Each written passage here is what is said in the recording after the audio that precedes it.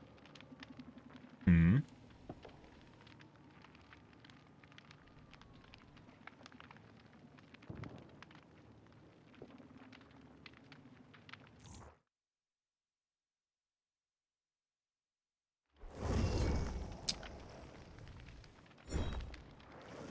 Ah. It's an Ada Wong with Box as a name.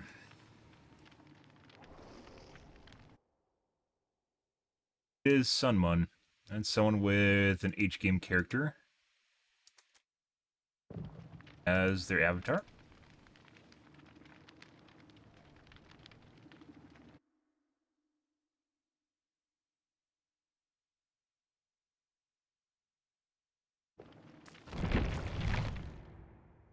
Next game. 0 out of 4.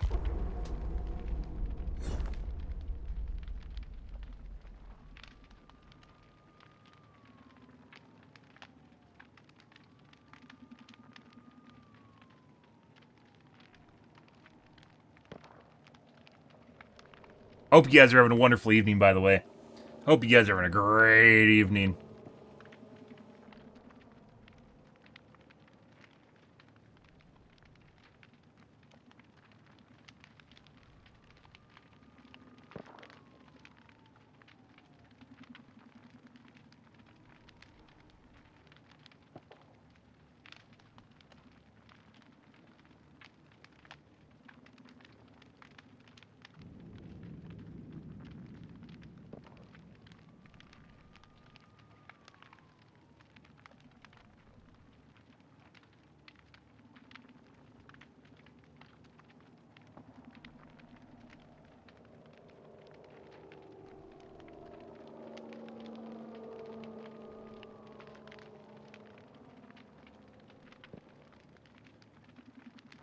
Hmm.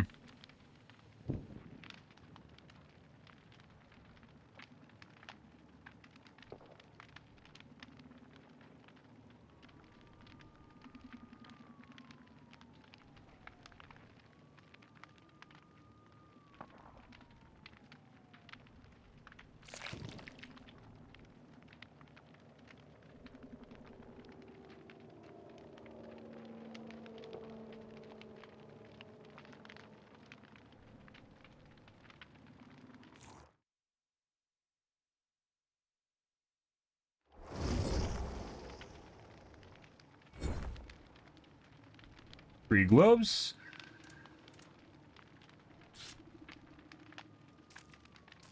I know its name. Next game is Sunmun. This is when the degenerate hour starts early, guys. Degenerates come out early.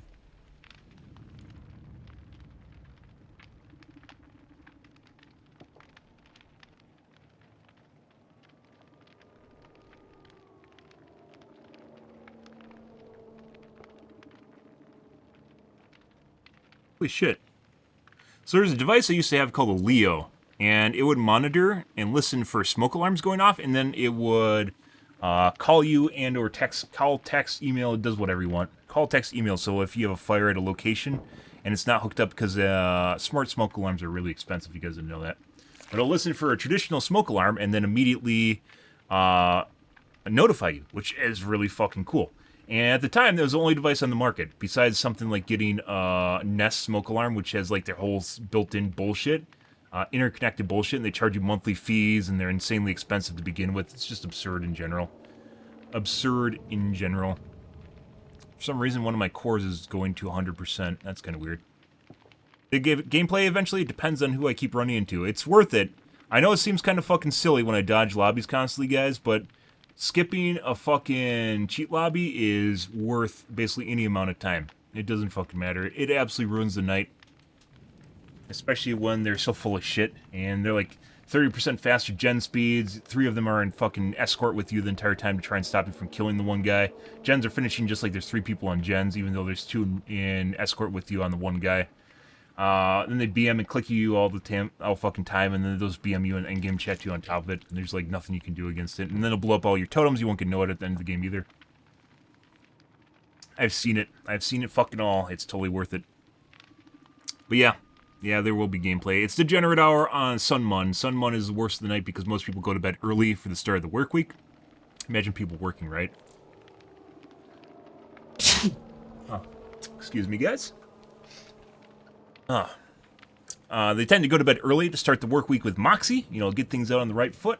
And as such, the people that are just left over are generally neats, people that just are, don't have any place to be.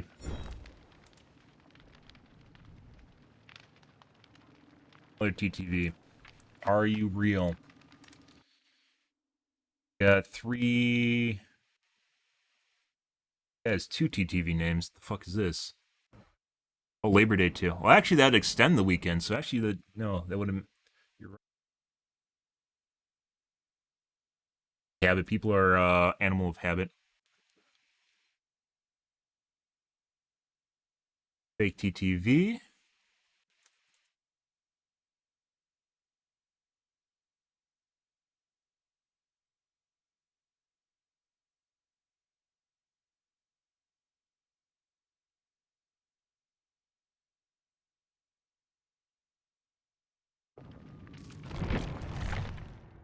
I made that. Christ. I did.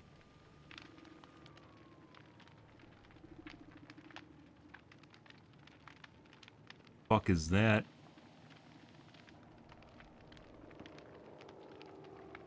Yeah. Almost missed that one. There's a fake TTV and there's a guy that's streaming Dead by Daylight to a couple people and has a picture of like a industrial roof on a camera. It's fucking weird.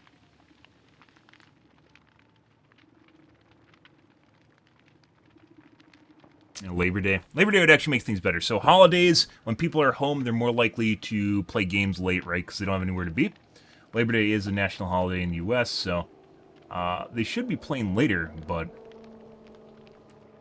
games right now, this feels a lot like sweat hours, and it could just be people going to bed early. Or they have family get-togethers tomorrow, so then they have to wake up early, too. Normal people doing normal people stuff.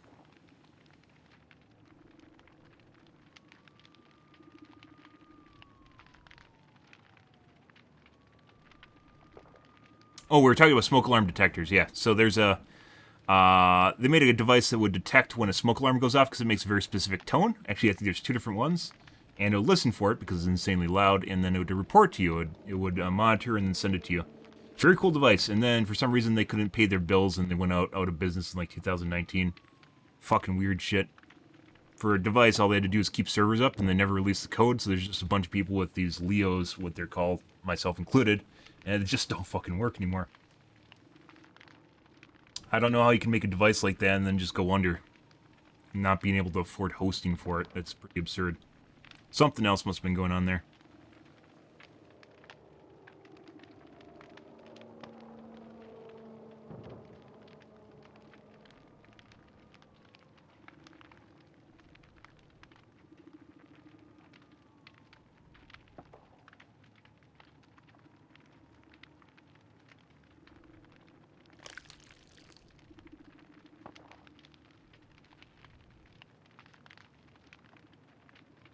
Looks like there's a bunch of different options now. It took a couple years.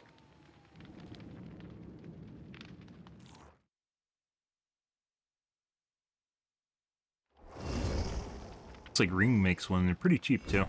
Leos are expensive. They're like fucking $50 or $60. Absurd. Still under.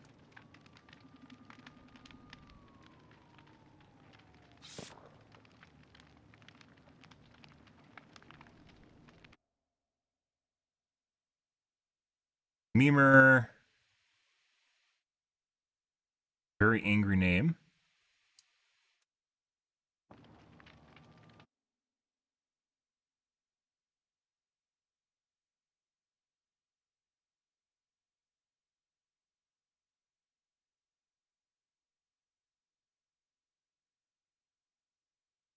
Yeah? Also does not look like they're from the US.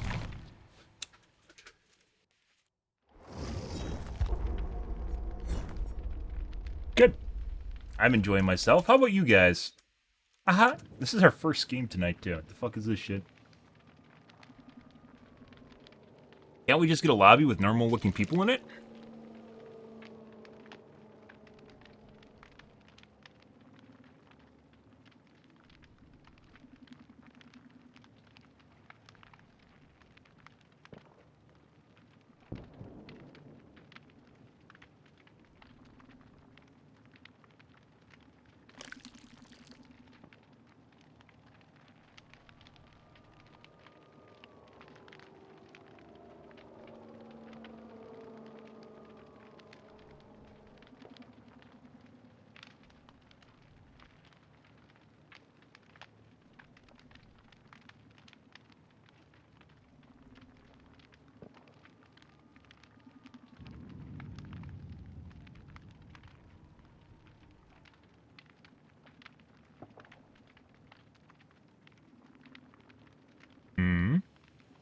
Do do do do do do do do do do do do do do do do do. We might just take the next game.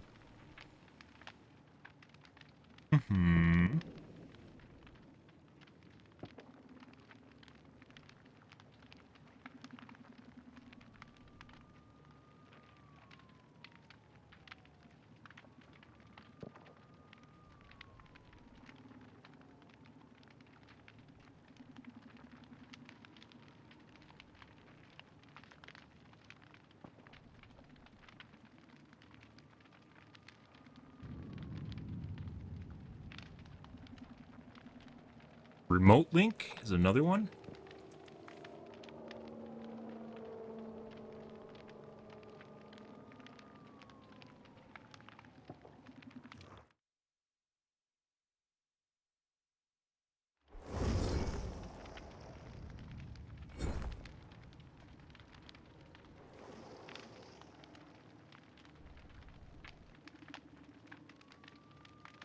Alrighty. Oh, one left.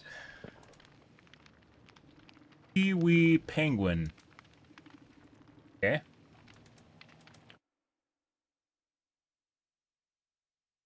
Baybart, good. Oh, it's a memer. Surprise!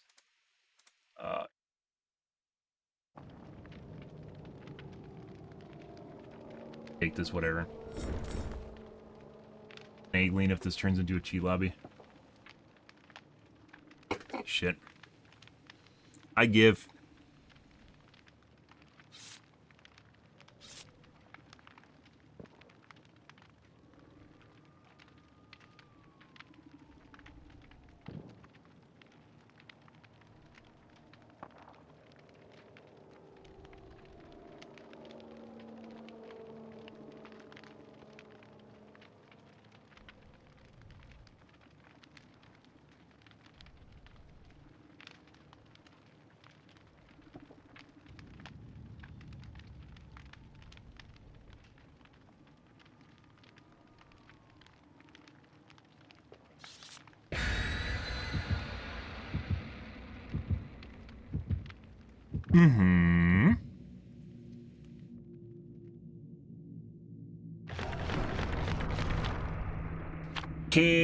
Cakes, envelopes, and pudding. They shouldn't put pudding on. That might encourage survivors to be nice. They're cheating. Oh, I'm cheating. Let's give a little bit back to the killer so he feels better. Oh, no, no, no, no, no. Paranoia. Great paranoia. So tasty.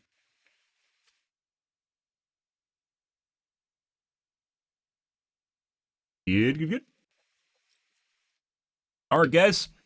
What kind of games are we to get? I think there was 2 globes in here. Cam off for first game.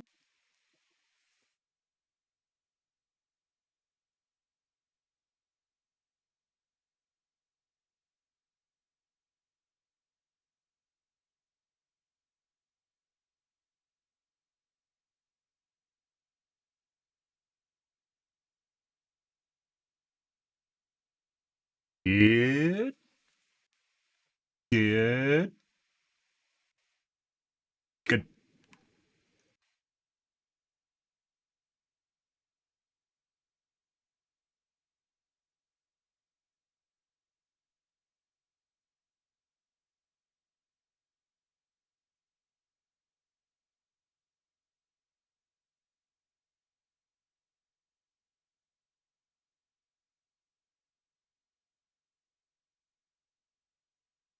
Long load, so probably older consoles. Hmm. Or someone disconnected.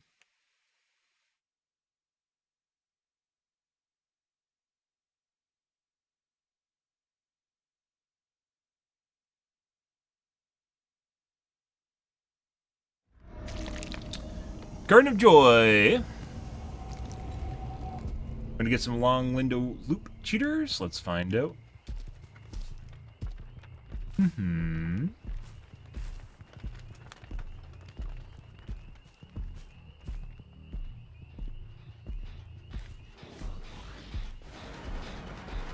That is very weird.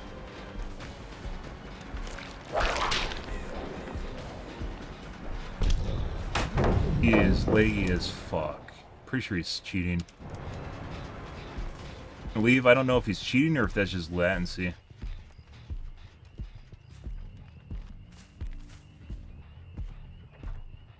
Steve is more than likely cheating. That was the memer, by the way.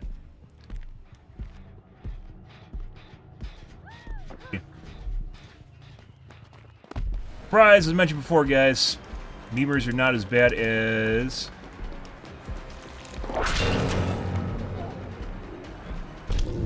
crass names for cheating, but they usually... oftentimes cheat.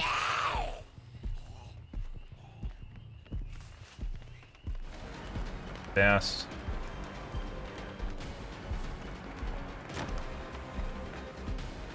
Sporadic scratch marks.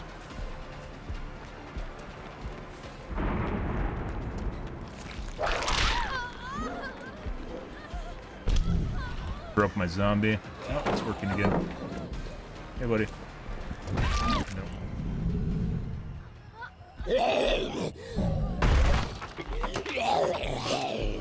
Guy behind me is Steve. He's trying to flashlight my back. Let's see.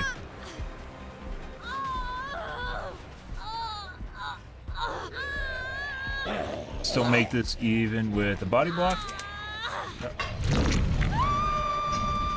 Surprise, she's a knower. Yeah. She seems to know what I'm going to do to that gen. Oppressed Alliance. Extremely rare perk, guys.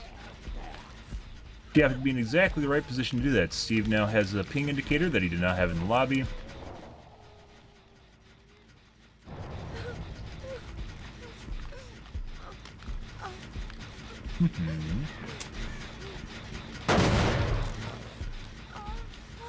Let's get a regression in here even if they come through. That's like a 65% done gen right there. Bye.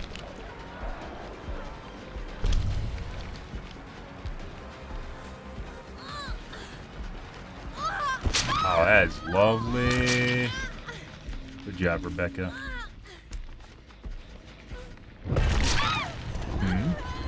Down she goes. Okay.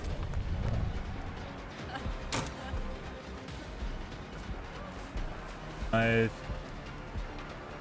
Window loop. W key.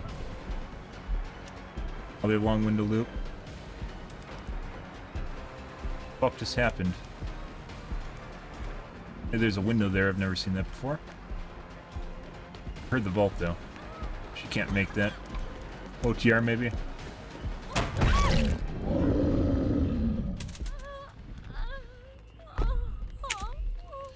DS possibly.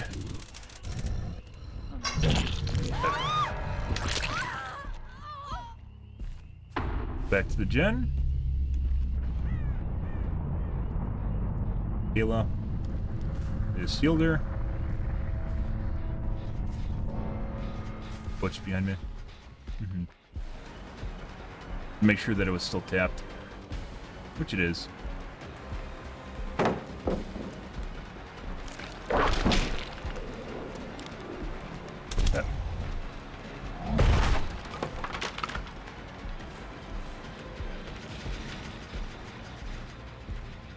Can I get in a locker? Just locked preemptively. Yep.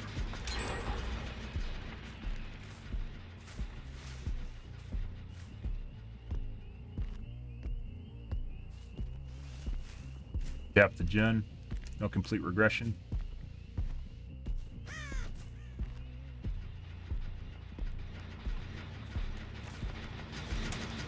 seconds.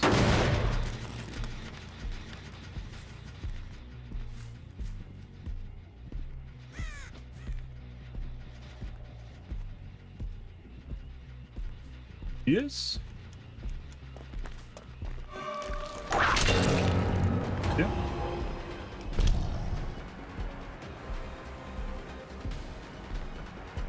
Erratic scratch marks. Heard its footsteps.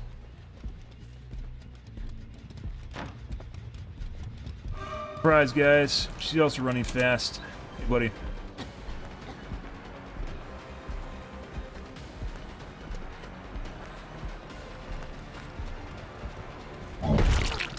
Fucked up. Shouldn't have dropped that.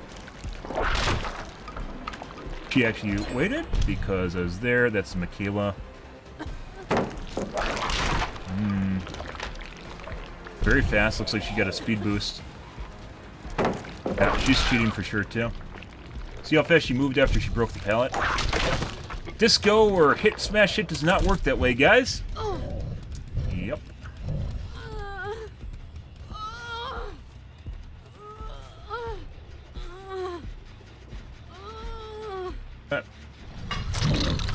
So Ada's cheating.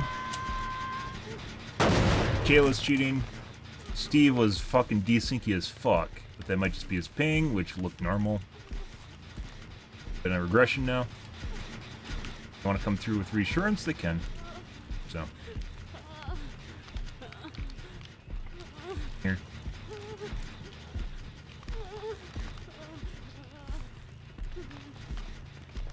Surprise, guys! Surprise.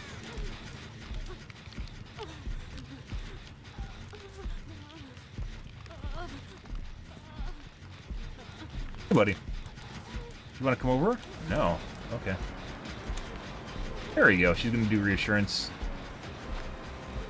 Oh, 99 sprint burst. Oh, yeah.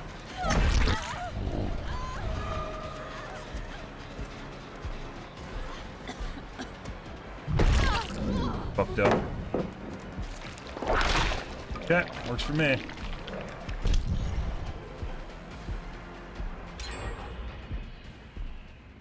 Kayla, she went upstairs. Distraction. Oh.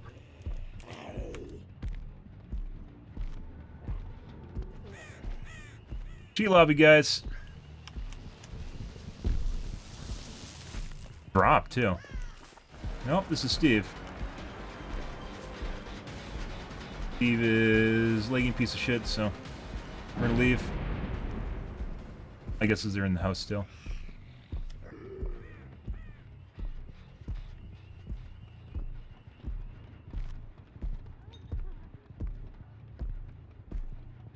Basement?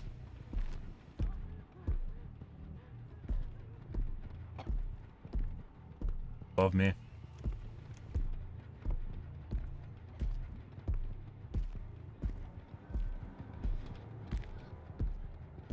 At the window, I think.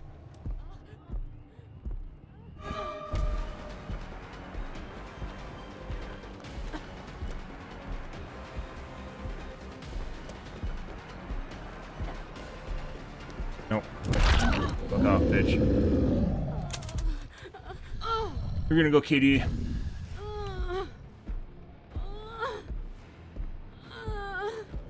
No KD here, is there? Across the map. Oh. No, not that. I said cheat lobby. We're gonna secure a 2K. We aren't gonna actually try for any more than that. This is a cheat lobby, so there's no reason to leave hook. We're just gonna wait. Good stuff, guys. Rather secure a 2K rather than go for a 3 or 4K and have people teleport around the map and do stupid shit, so I'm not gonna go for it. And we ever know it until I'm literally right on top of us, so it doesn't matter.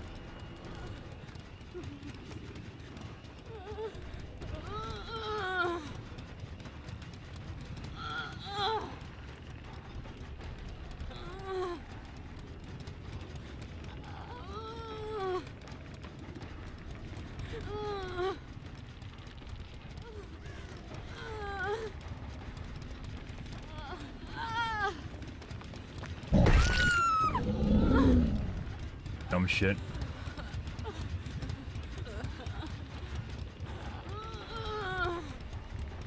Bye-bye, Ada.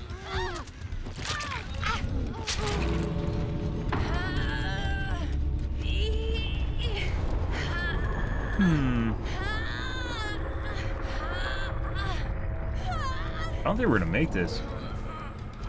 Very close. Incredibly fucking close. Yeah. Just dumb shit.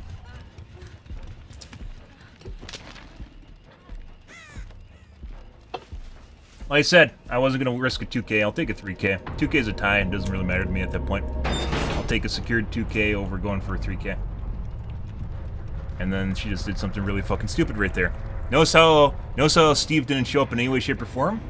Yep.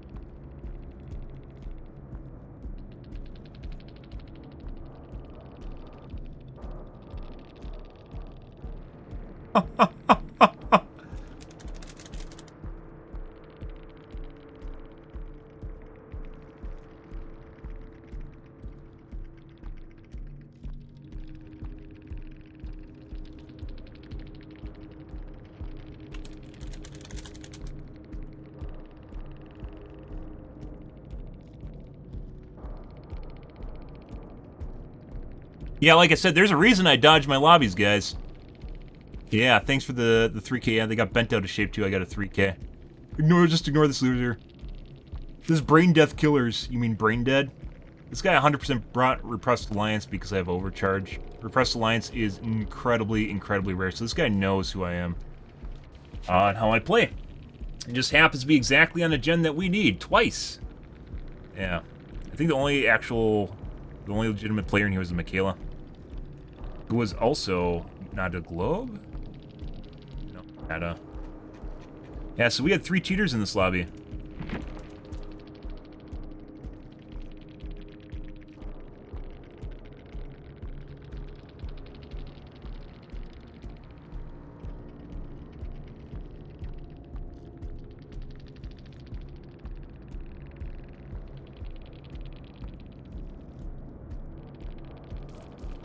And for some reason, the Michaela's also the one with the most points. Although she booned, and boons give you points, so... Yeah, that's pretty fucking obnoxious.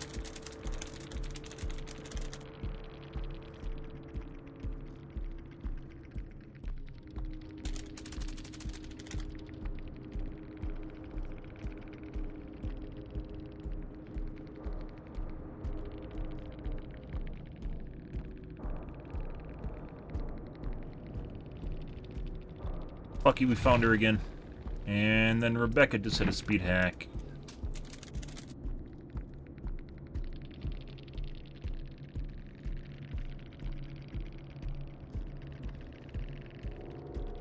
Now that fucking Ada was fucking weird as shit. Christ. I dodged like fucking 5 lobbies that are sus as shit before that. That Steve, by the way, is the one with the Papega face. So, yeah. Alright.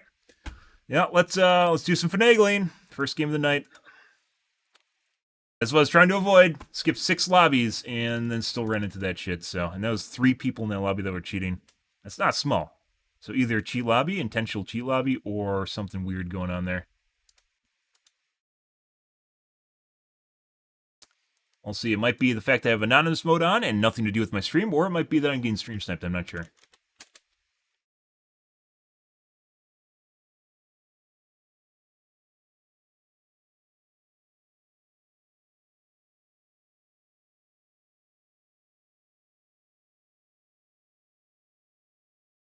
Fucking weird. And that's why the Steven came nowhere near that hook, by the way, was because he 100% knew I'd know I'd.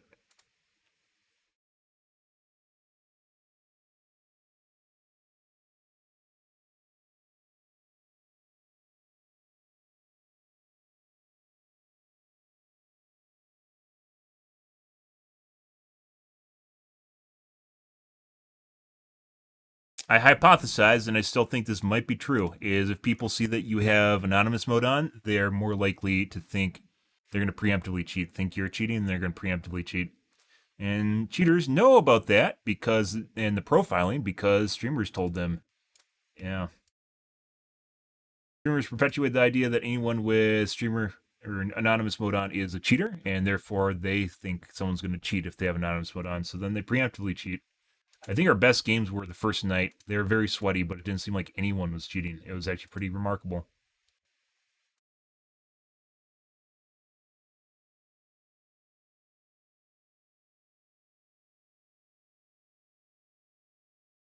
Yeah, guys.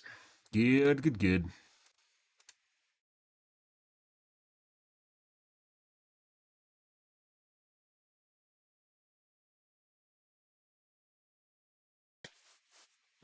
Well, I hope you guys are having a wonderful evening. Yeah. Wonderful evening, guys. Happy Sun Month. Happy Labor Day if you're in the U.S. If you live in the U.S., there's a lot of non-U.S. people here. Good of a day as any to be happy, though. Hope your cheat lobbies are fantastic, too.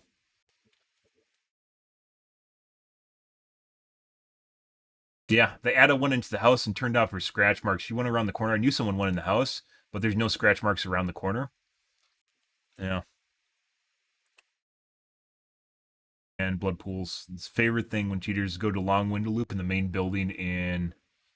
Not as bad. Actually, I think it's worse in Haddonfield because the long window loops in this... In Garden of Terror, or Garden of Wisdom, or whatever it is, Garden...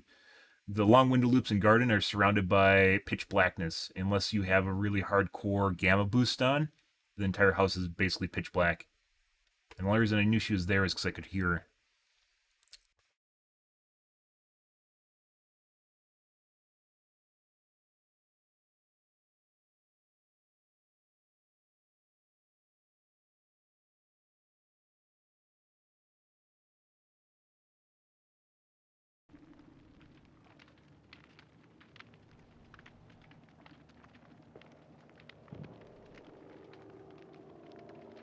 Good. Next game.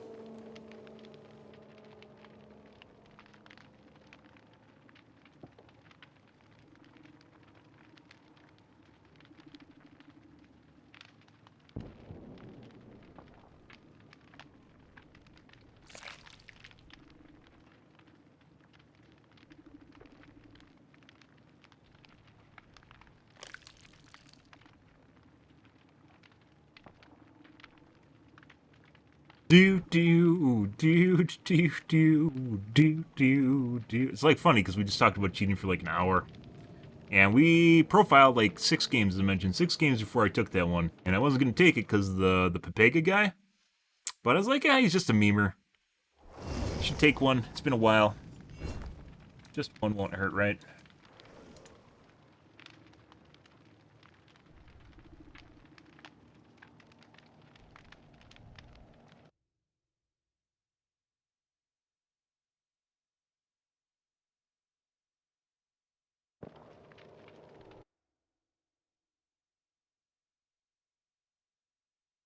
Audio is TTV that doesn't stream.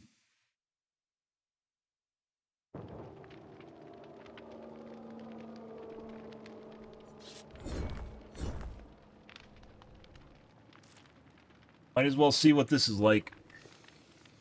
Might need to do some more finagling. This looks relatively normal.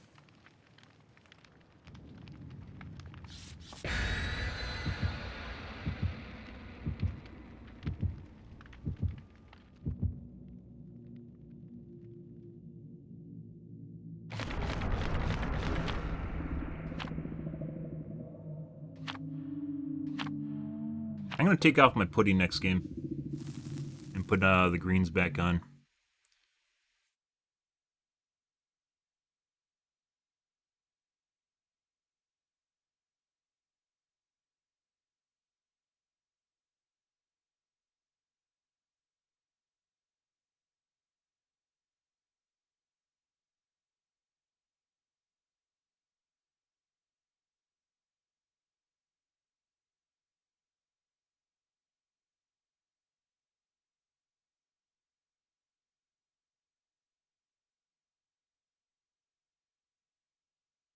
Yeah, congratulations.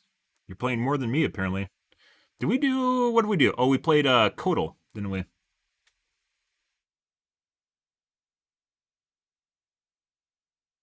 it last? No. Yeah, I think that was after resets. Or during resets.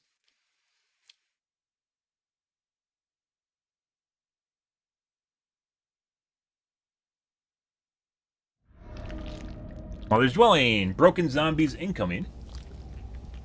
They're unrelated to me being Nemesis. Very big map.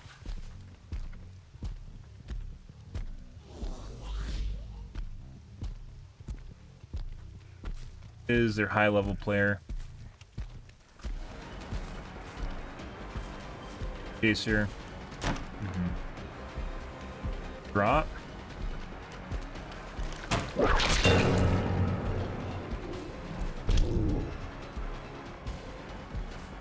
Sporadic missing scratch marks. Sporadic missing scratch marks. Got a W key. Break. Have to break it. We might leave and go after someone else.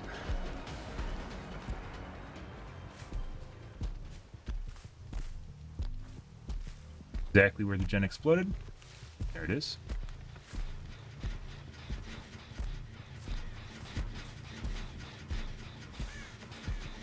Lily just fucking saw her.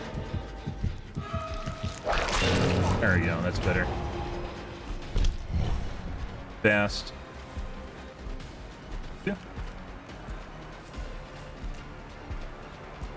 Normal so far. Drop.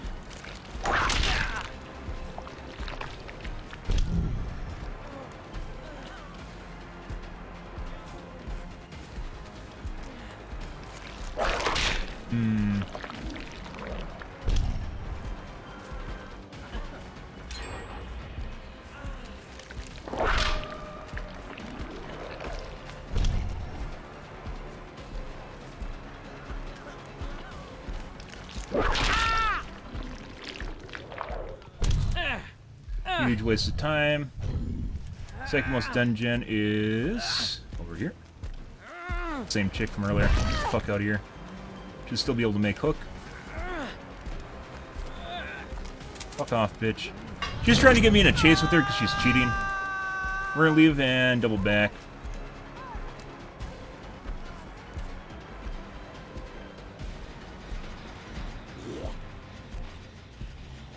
You gotta go around the way around and unhook.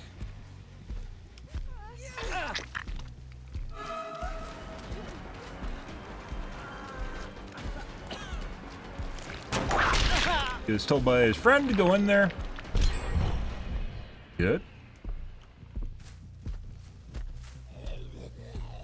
Go in there, guys. That's where I ran him a long time, is what she said on voice comms just now. Keeping up with me. That's really fucking weird.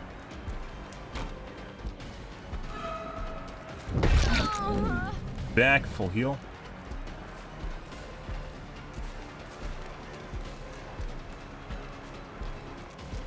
I had to cheat lobbies, guys.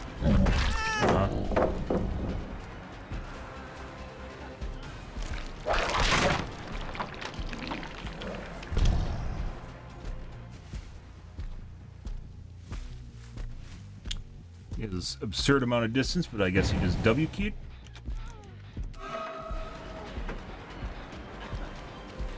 Can't make that.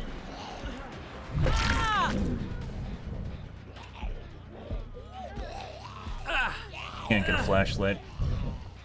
There you go, Katie. Jesus Christ, guys.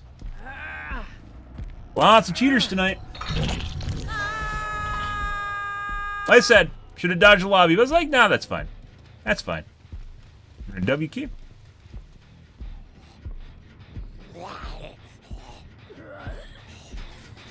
Go for rescue now.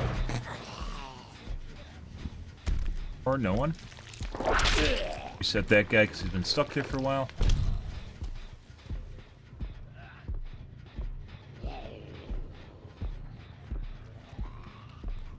Distraction. Wait.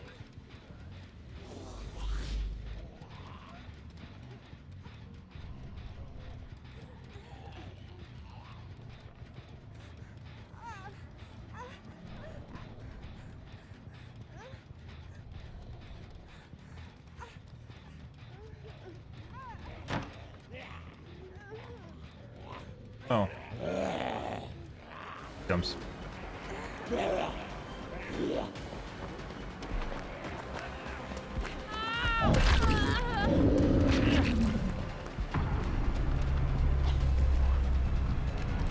Dead. Good job, Zombie Chan. Behind, she can't get flashlight. See, let's go over here. All these gens are incredibly split. Supply, surprise, guys.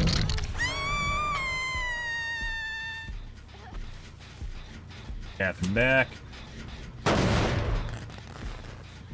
This guy is 100% cheating. We are not going to chase him if I can avoid it. Keeps trying to bait chases because she's cheating once again, so bye. Get on her ass.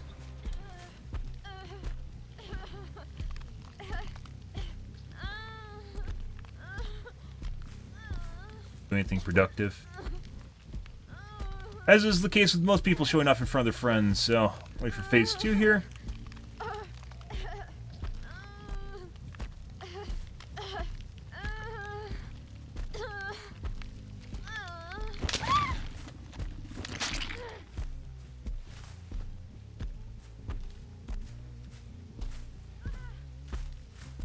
Nancy.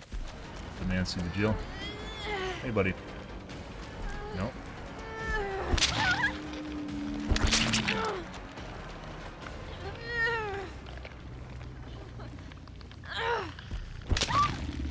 Grab.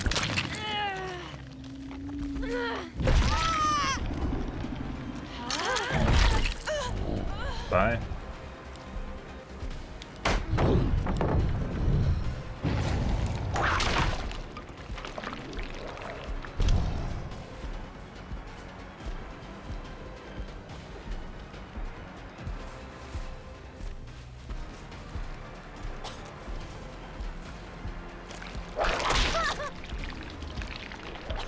Dropped it just now.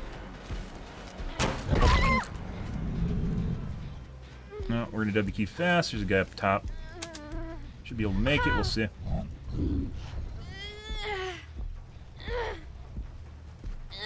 Jesus Christ, guys.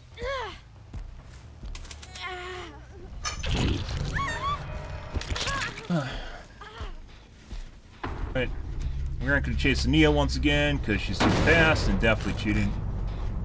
That was the guy again.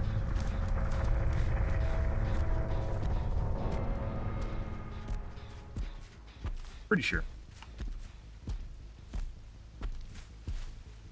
Find Jill. Nothing. These guys were doing jack shit. There's the Nia again. I don't give two shits about the Nia. I guess Jill could be way the fuck over there.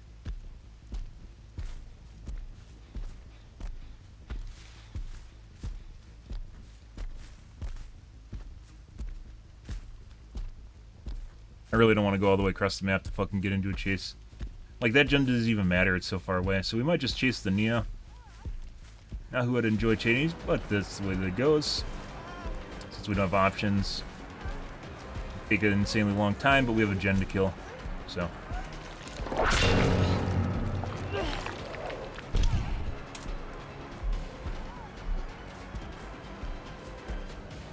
Play Shaq, she knew what I was doing. Oh. long window loops. More long window loops. She's probably gonna go main building now. Can't make that.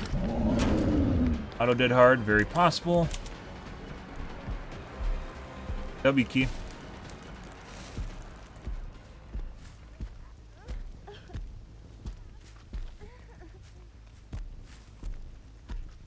He 100% has a wall hack.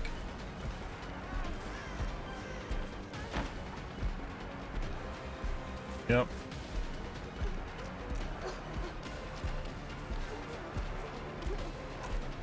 Dropped it just now.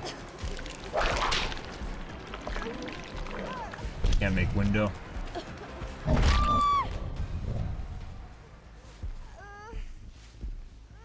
Here she is. Buddy. We're gonna bleed her out too.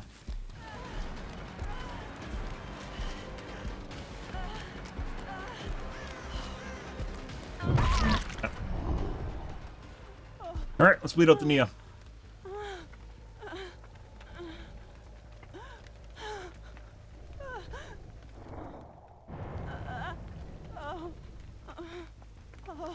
She might have Unbreakable too.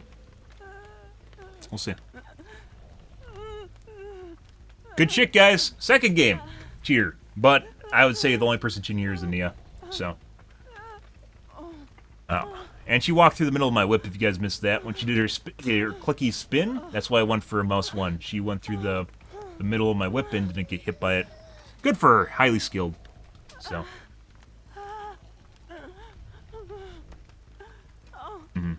If you guys didn't know, the whip actually has a prolonged hitbox where it'll actually takes about a half second, maybe a quarter second, in which if someone walks through it, it'll hit them, even if they're late, because of the way that it works.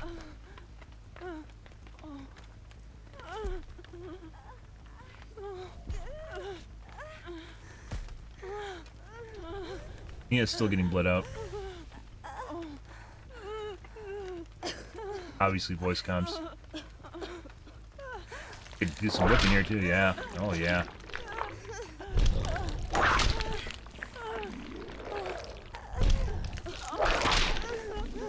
Garen actually trying this with Nia.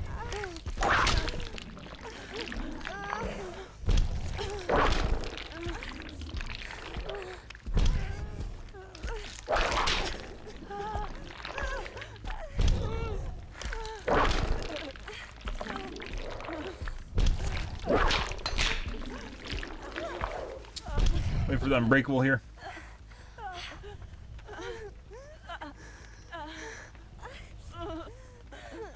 They know that I'm going to bleed them out, and that's why they're doing this right now.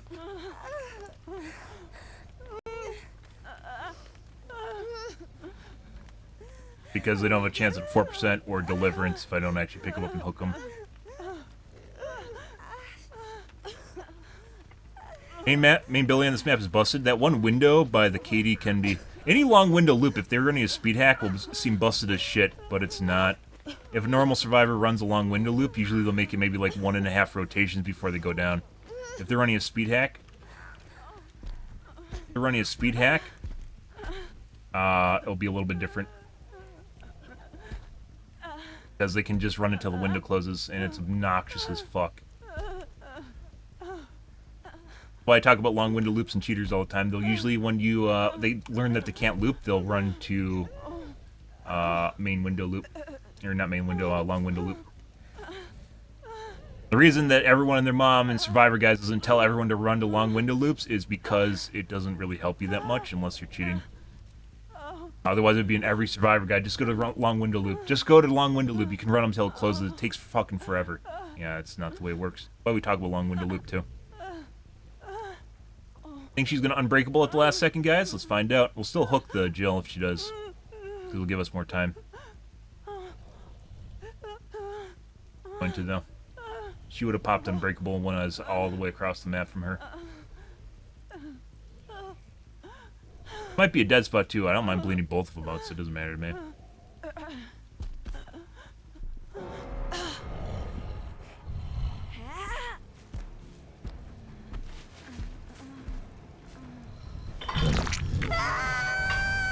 Give her some licks. Oh yeah.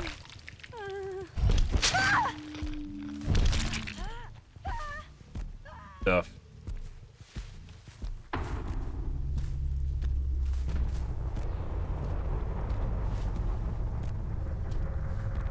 Mm-hmm. Good. Once again, yeah, I'm pretty sure it was cheating. Hey, Garrett. How's your day going, dude?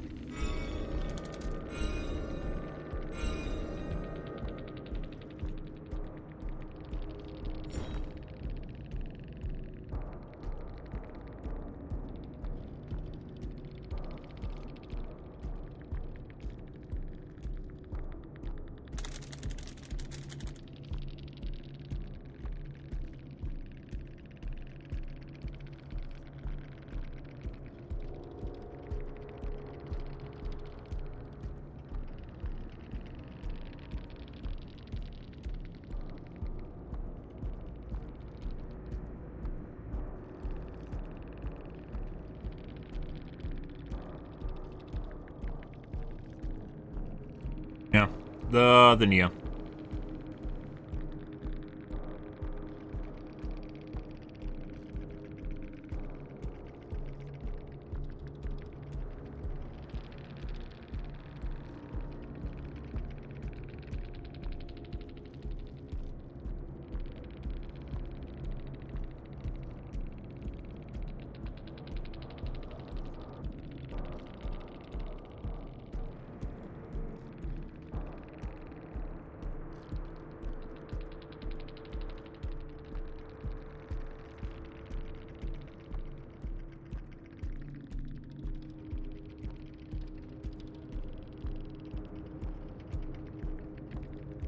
Mm-hmm.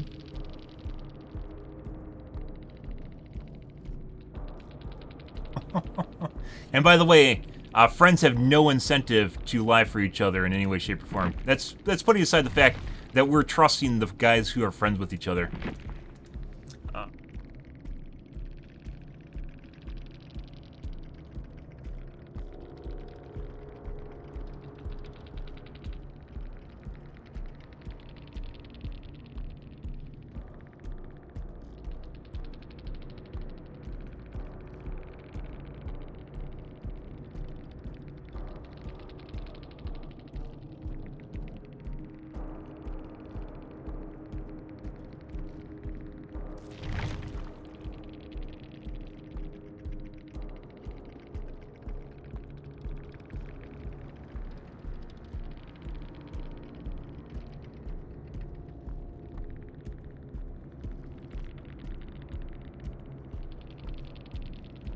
Good.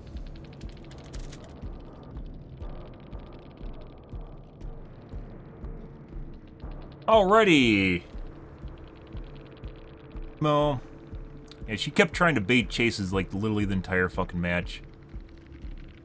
And just wasted a bunch of time doing so, which is fantastic for us. OTR, BTs, no reassurances, guys. So, like, I've been playing around reassurance, and reassurance seems fucking weird, like, rare as shit. It's fucking weird. You think it'd be in every fucking match. You think OTR would be in every match, or DS, and they just don't run them. I guess BHVR is going to have to buff BBT to 20 seconds to make up for the fact that survivors literally don't take perks to help themselves, so...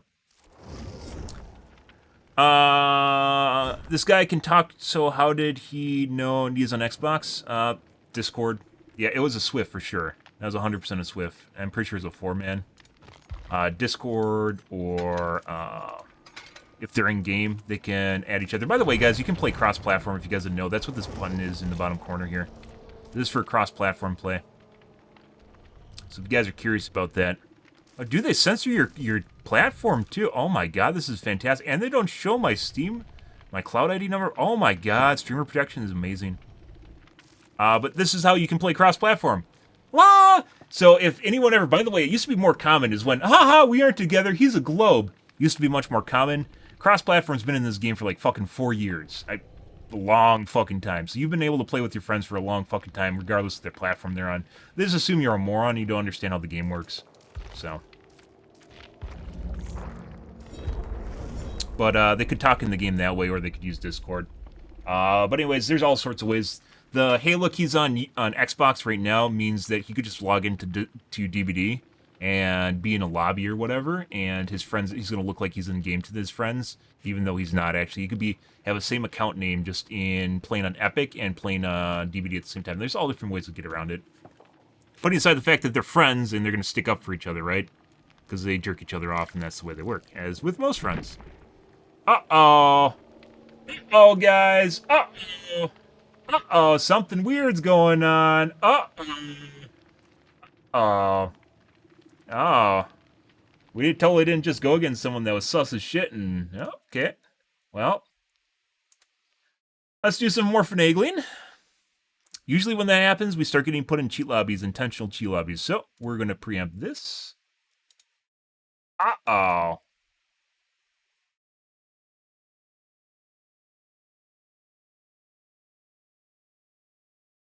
Christ, guys. Our games tonight just... What?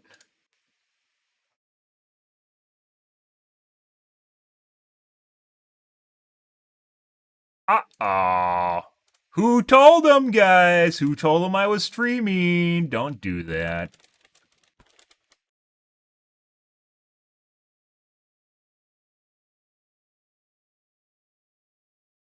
Uh-oh.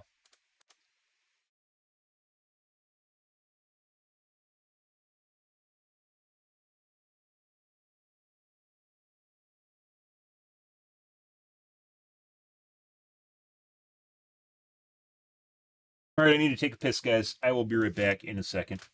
One moment.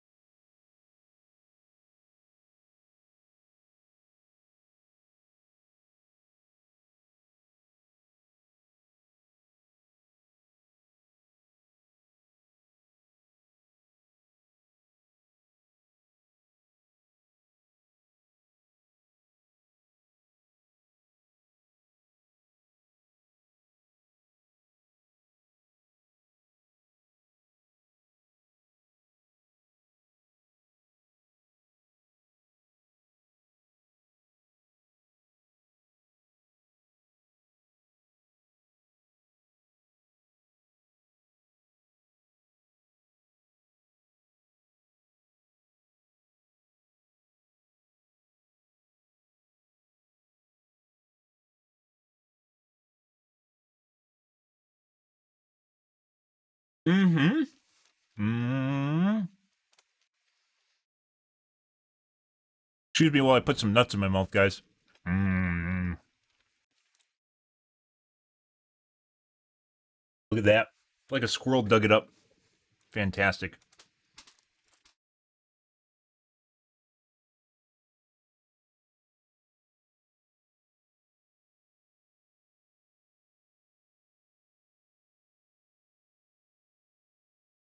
Probably my favorite mixed nuts combo. Has some pumpkin seeds in it, some walnuts, almonds. No.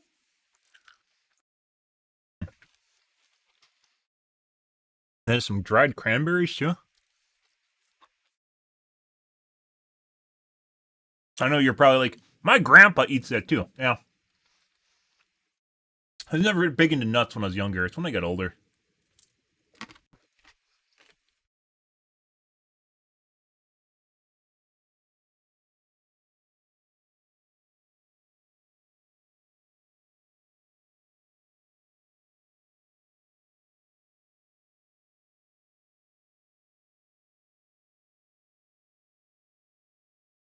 One moment, please.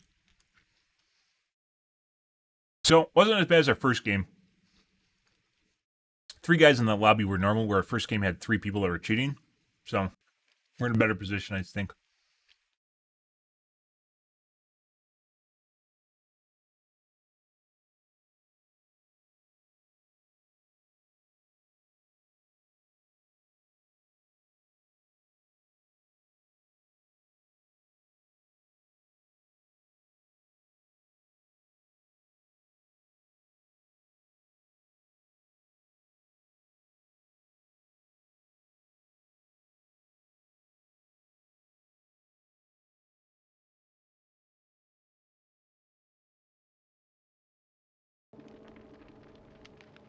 Hey, look, it's you.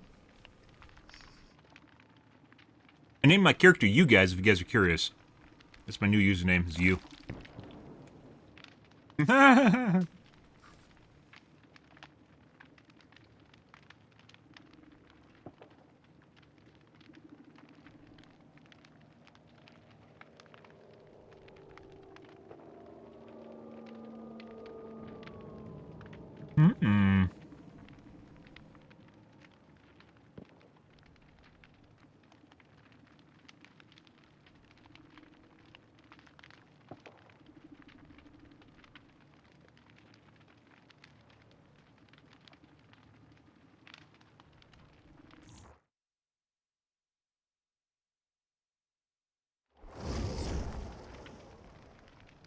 Got this time, guys.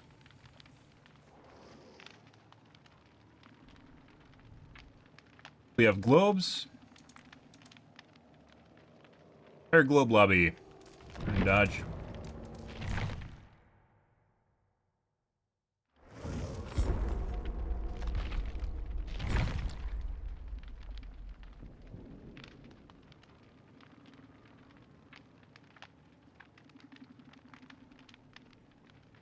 As I mentioned before, guys, it's one thing, obviously console players are not uncommon in this game in any way, shape, or form. They are relatively uncommon in high MMR, though, for sure.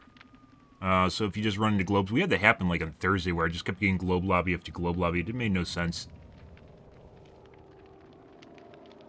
But when you get an entirely globe lobby, it kind of sticks out.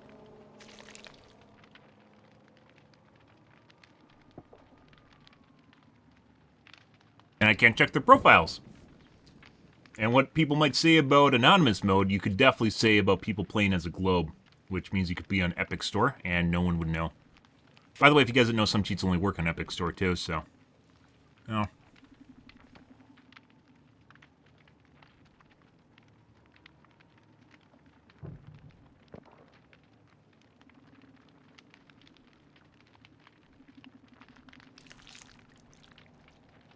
Hmm.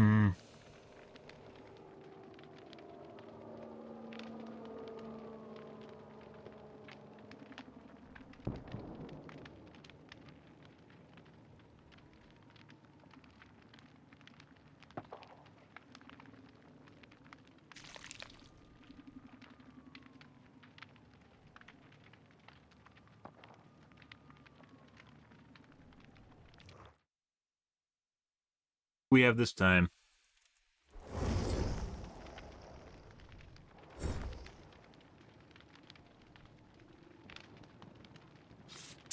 Crass name. Immediate crass name. Very.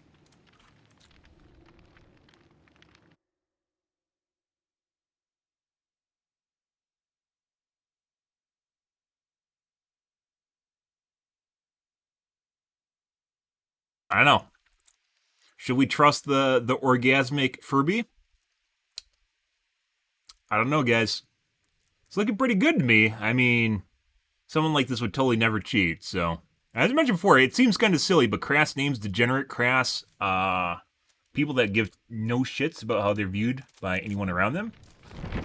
No. Kids, basically. Or psychopaths. You might think it's silly, but most of the time, people that are cheating are people with it. The Quentin from earlier today was... Oh, that wasn't a crass name, that's a memer.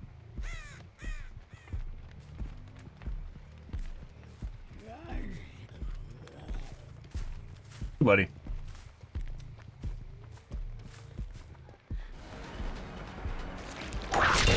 Phase 2.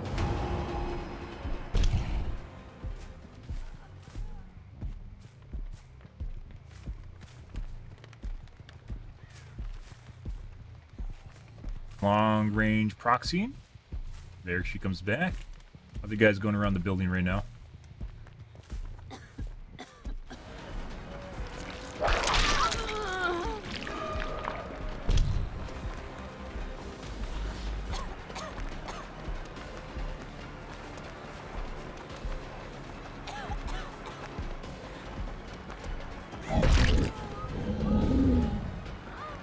Wow, she seems fast.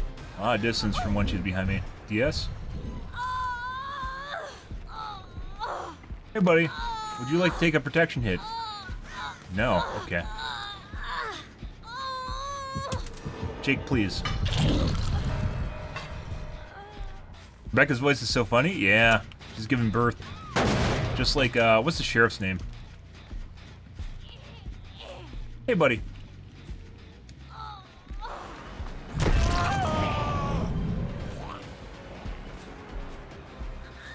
I'm actually kind of, like, reinsurance is a really strong perk, guys, but why is no one fucking running it?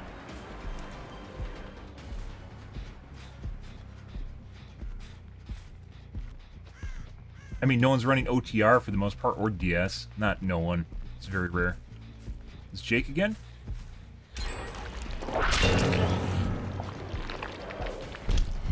They're both over here.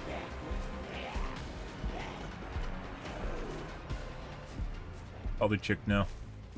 Oh, no one coming for you. This Jen actually has a lot of progress back here. I didn't notice this. We gotta wait for her to die first. That was a great DS. I had no idea you were gonna do that. Absolutely no idea.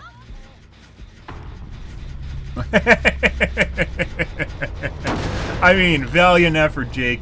I'm sure normal killers would have just flipped out and just hit you on that one.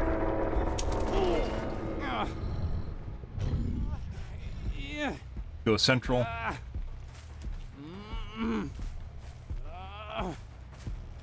Yeah.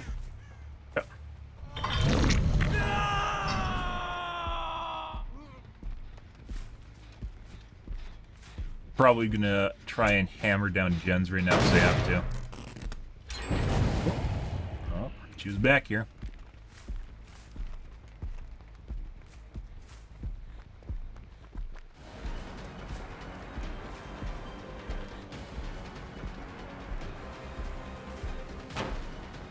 W key. No way of dealing with this is W key, and I might have been able to whip him just now. Should drop right now.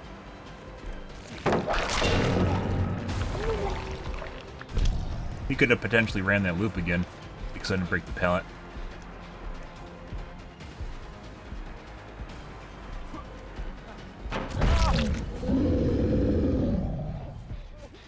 Buddy. Does she not know that guy's genning back there's almost done? Oh. He has DS? I think there's not a lot of people I mean, there's a lot of bitching. The whole reason Reassurance appeared was because of the amount of bitching about it, so I kind of doubt that. There's a lot of survivors on forums bitching about camping and tunneling now. And then just no one runs perks. But no one's running OTR in the first place, so... What the fuck does that mean? I should break that pallet.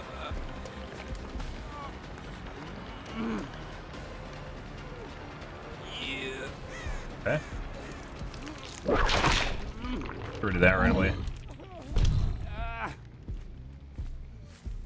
Steve?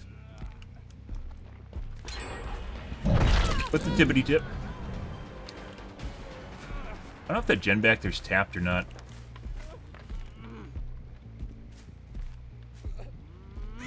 Distance. Distance. Idea is to oscillate enough so you have time to get back to the hook.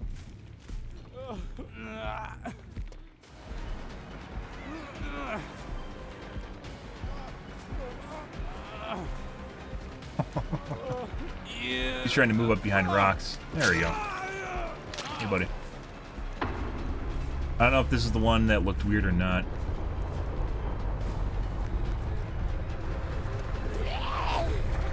She should have actually went for that zombie hit just now. That would have saved her.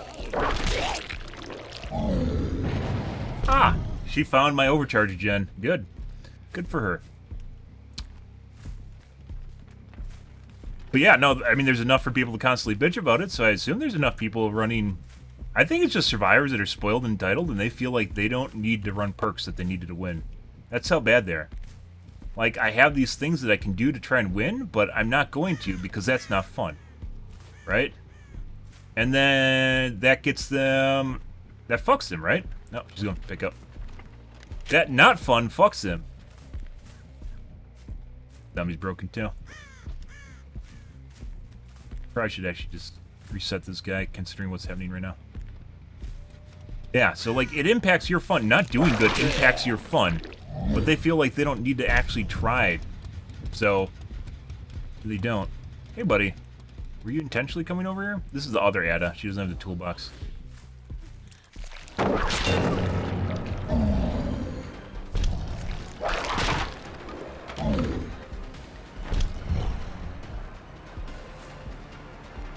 Still.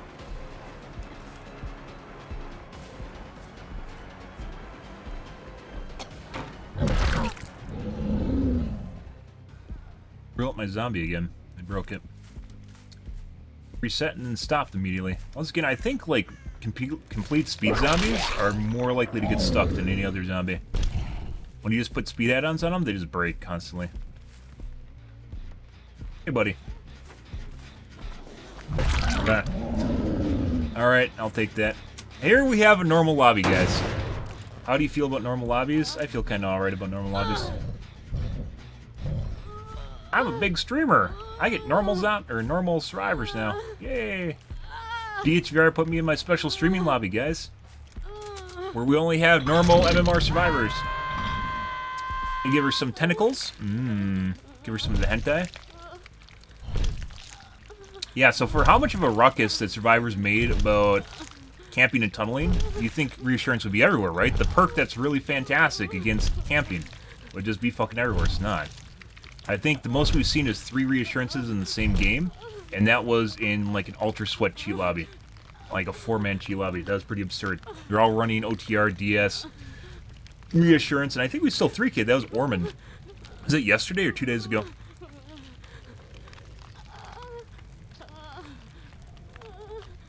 %4 deliverance.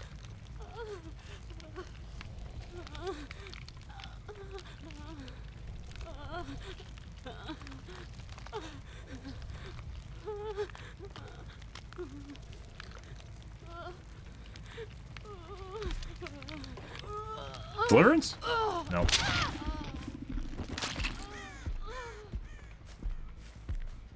Alright. Now RNG for Hatch.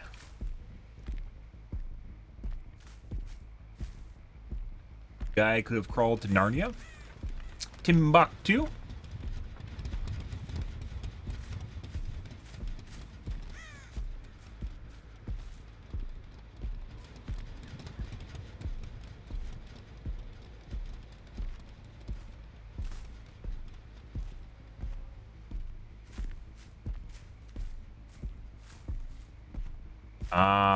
Might be a kill shack.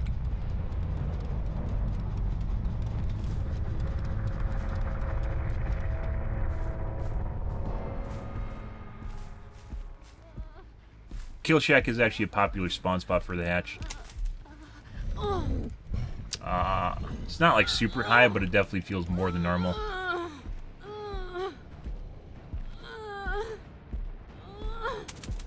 Yeah.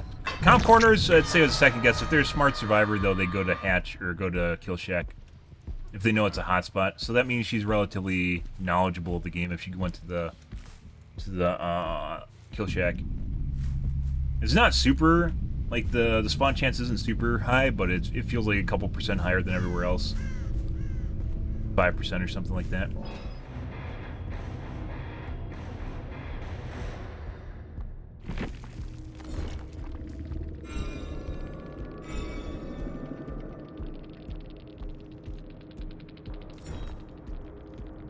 Chemo is the guy with a med kit. We didn't see anyone with a med kit. So that must have been the other Ada. One of them seemed fast. Adrenaline, sprint burst. Calm spirit on Rebecca. Hyper focus too.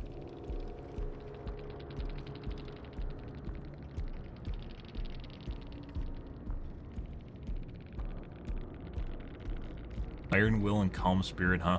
Another Iron Will. Iron Wills are pretty uncommon nowadays.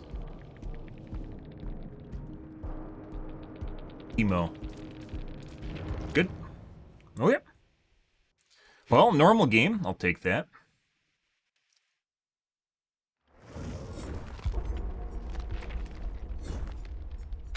Let's try going speed aggro.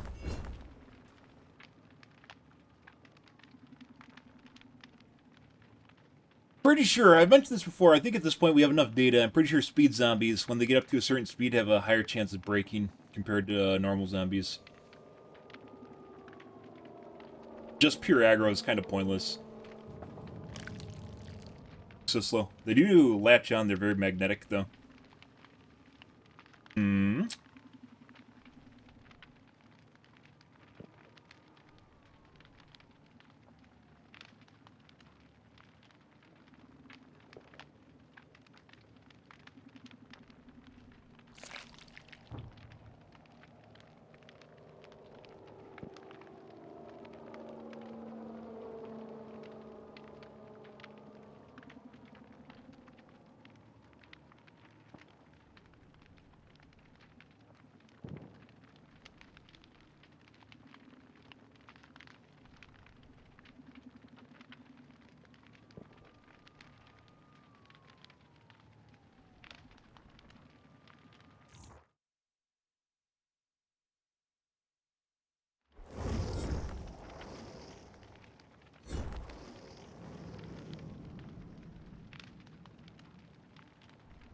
Yeah. Memer.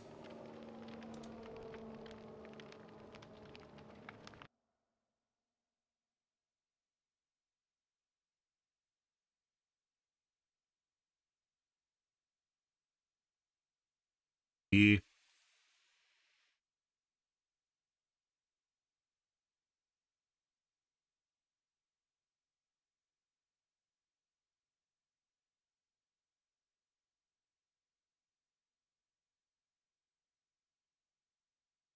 Streamed, last time he streamed was 6 years ago.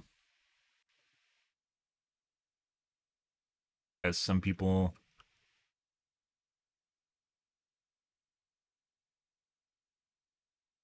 Or longer than like 2 months ago.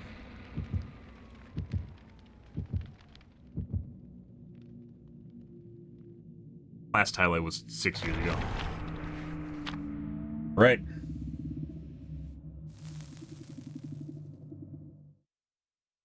Cliffs definitely use reassurance. From what I've seen, reassurance seems to be like there's only one person per lobby with reassurance if they do have it. It's not everyone.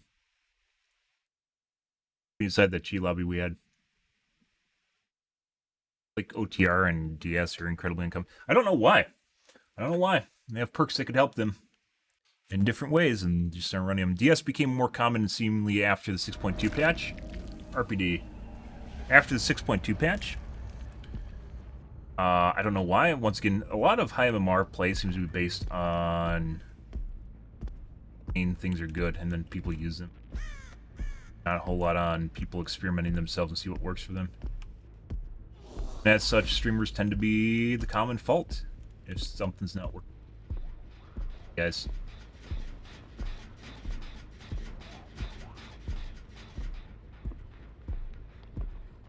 Caddy, I believe.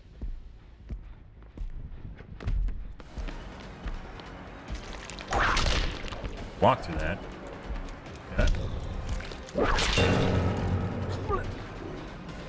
Hey, buddy. Thank you for waiting for me. Nice guy. That's chill. That's exactly what we want. Seems fast, though. Hattie wasn't. Yeah.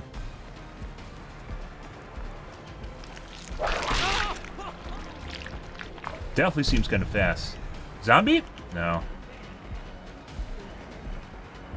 No, not... Oh my god, zombie, fuck off.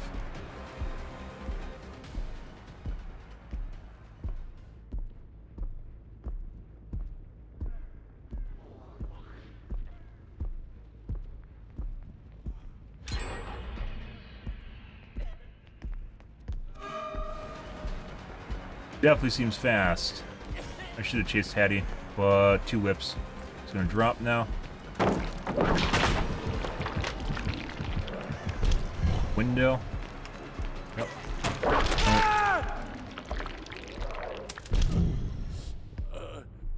Oh.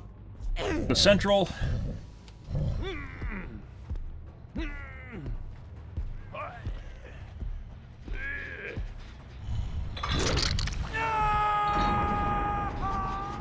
I think that's, actually they can't put it in the library anymore, can they? One more library. It's like the one good thing they did this map is remove the library, otherwise it's worse than old.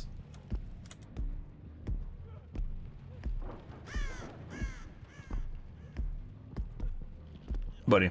Oh no.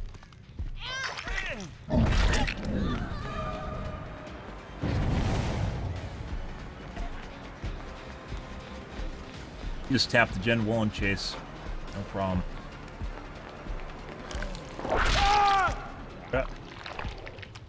Nope. Or DS now? Nope. Yep. Back we go.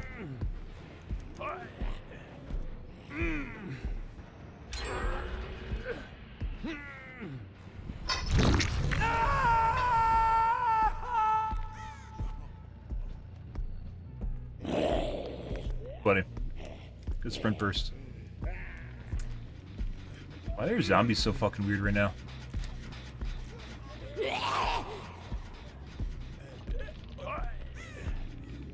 Reassurance for me? I need time to get this gen.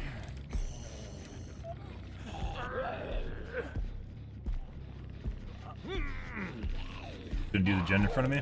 No. Oh, these guys have reassurance? Huh? Oh, we kind of went the opposite direction, where I used to proxy further now for unhooks. And now we're kind of experimenting with how common is reassurance. This actually is a really good hook. I don't want to lose this. Oh my god, she didn't actually go for rebate.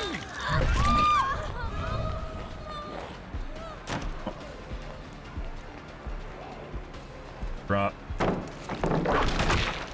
Free drop now.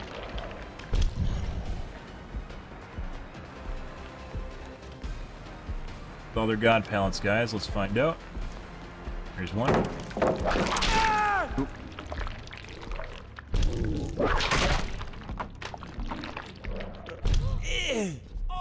Is the zombie still fucking around mid?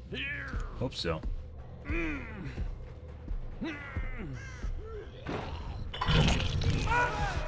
Bye. Did not play that properly. As far as timing went. But this is the Hattie from earlier. She's not that difficult. There's a guy in front of me that's hurt.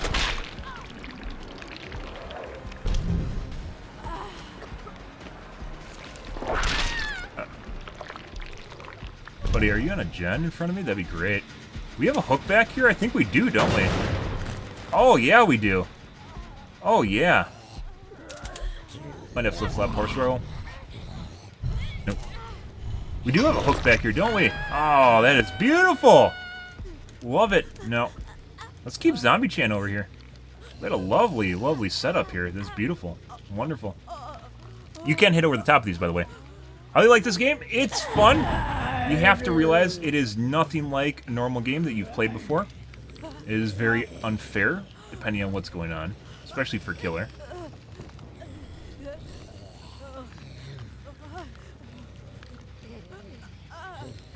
Can't actually see the gen. Oh, the other way, zombie. What are you doing?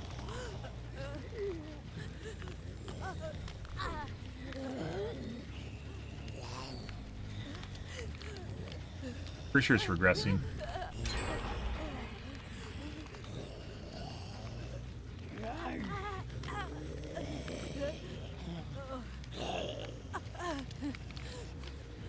She can be standing right there. Either way, she can't get around my side.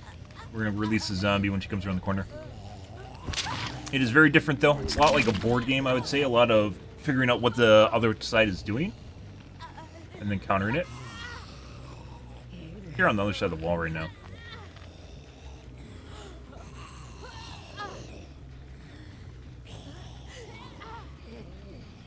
A lot of game knowledge, a lot of map knowledge. Check. Zombie, turn around! This is why you get stuck.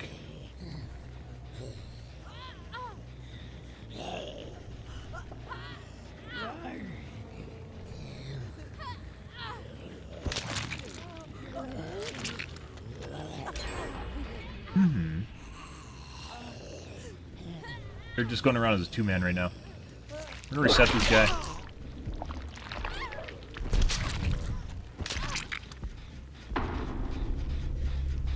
Just do gens.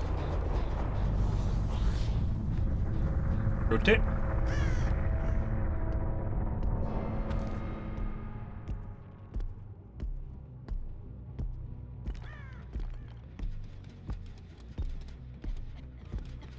Buddy.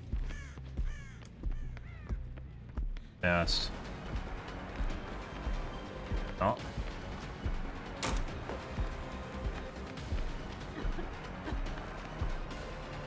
We're gonna go back and check the gens now.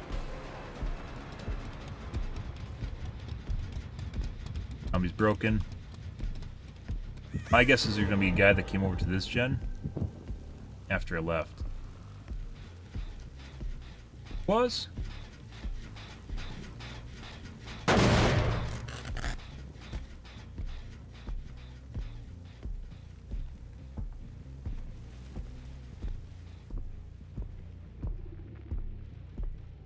It's a fucking distance, guys. Got W key. He's not as fast. I think Ada's cheating. He's not as fast as the Ada, and she slows down too. For us.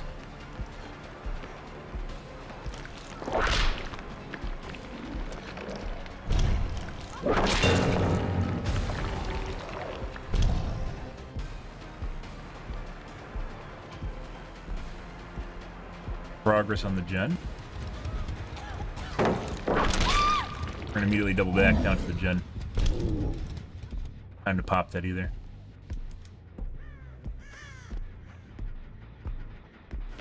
Tap, beautiful. We want to be. Once again, she is very, very fast. I'm pretty sure Ada's cheating. No. Lots and lots of fucking distance. Erratic scratch marks, erratic scratch marks. Tried to make it look as good and went down the hole. Erratic scratch marks.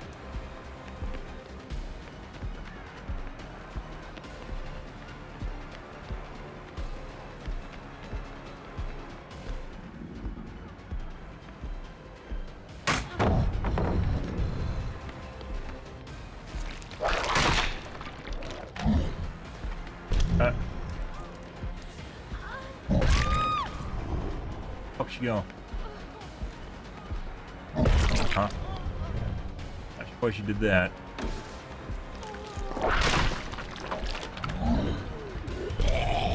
Oh, once again, very fast. Very, very fast. I'm pretty sure this is like a 106, 107% speed hack. She's very fast.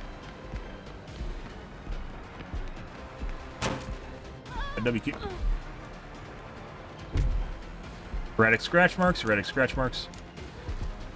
And then she just ran to a fucking closet. Hilarious.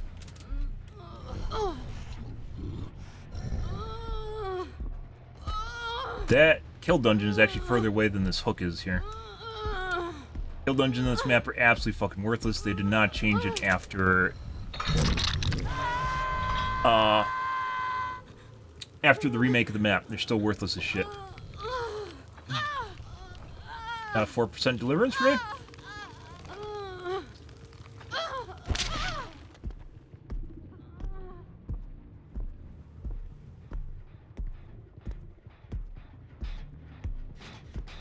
We'll see if she has lightweight too. There's back here.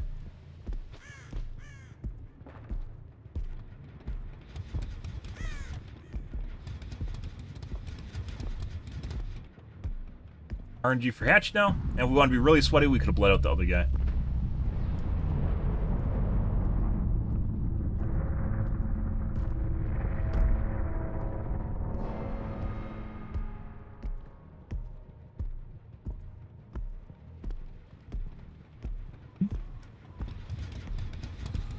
Buddy. Is there a hook over here? She might be in a dead spot. Oh, we got center hook.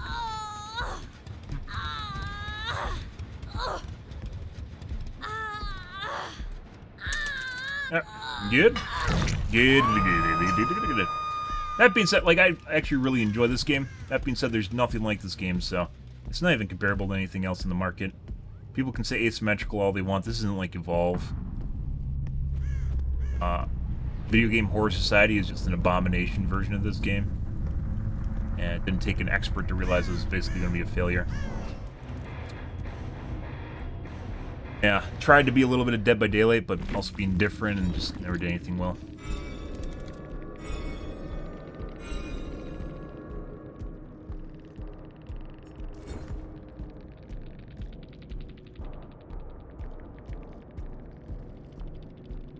Okay. Ah, Ada has a green unbreakable. Okay. 2 OTRs in this match, guys. No DSs, no reassurances. Prove thyself. Adrenaline. She almost finished the gen, too.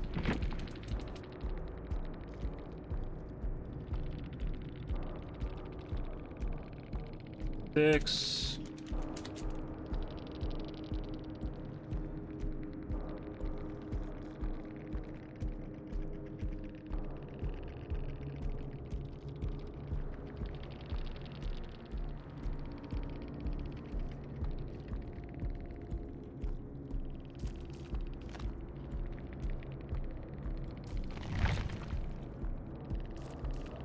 Good.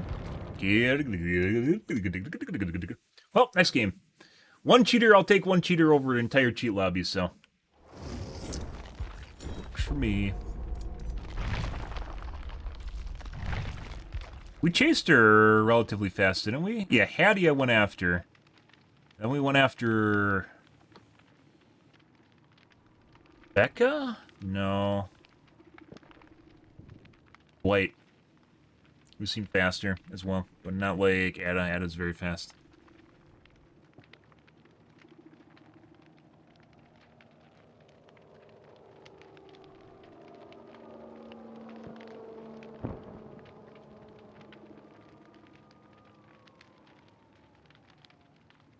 Do do do do do do do do do do do.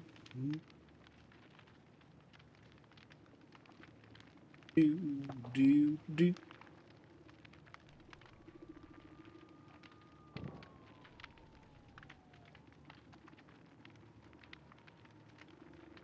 Pretty sure we'll make rank 1 before the update happens. Or the reset on the 13th. Also, pretty sure. Depends on how many lobbies we dodge. We dodge a lot of lobbies.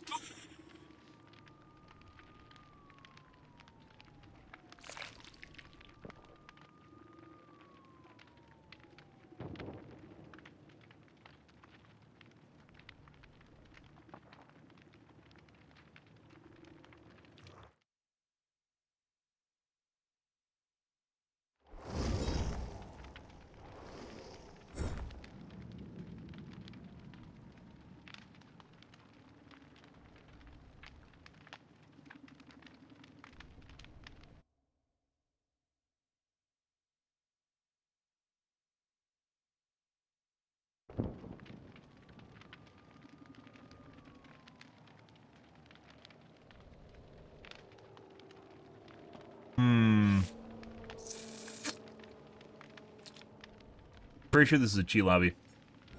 And or a super sweat. Maybe ultra sweat.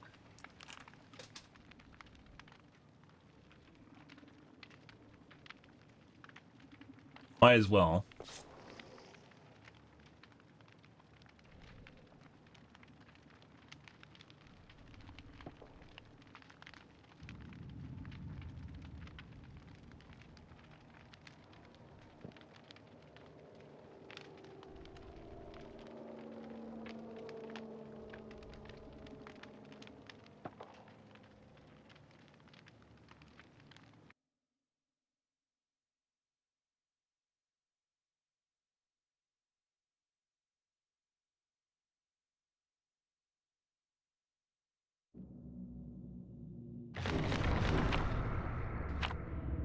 Cake.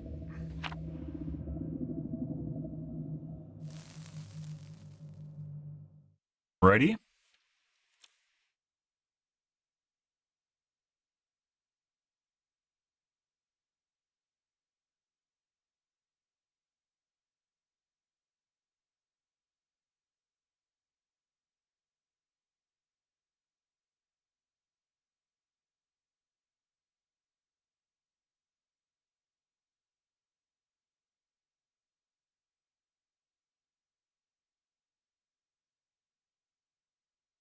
I think two of them are grouped together in sus, so we'll see how it goes though.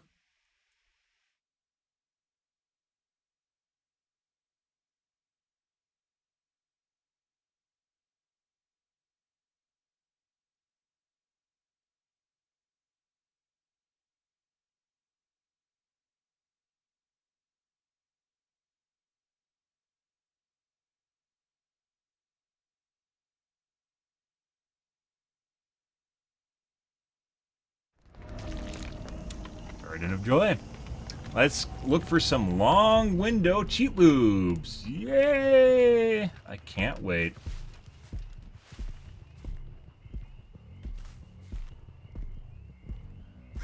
Very split.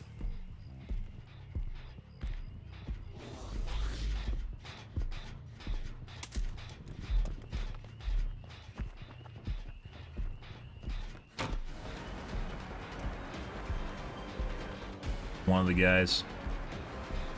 Very fast.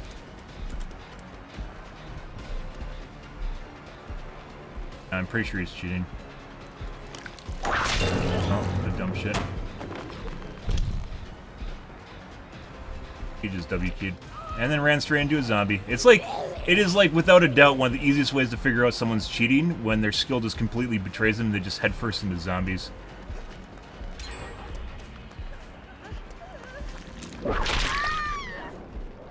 Like, without a doubt.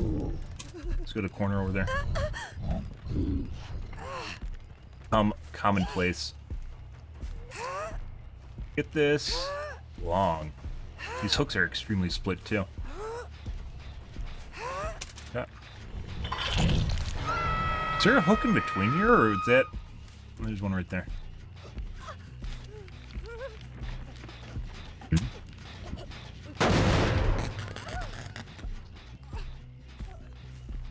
Corner?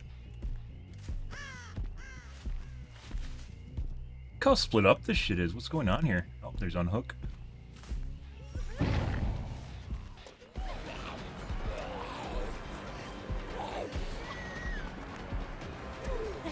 Very fast.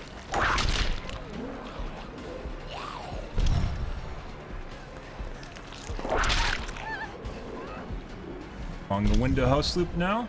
Got a break.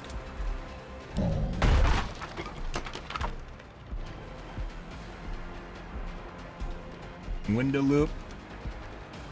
One in doubt, guys. Long window out. Prize. You can get my way? You did not, actually.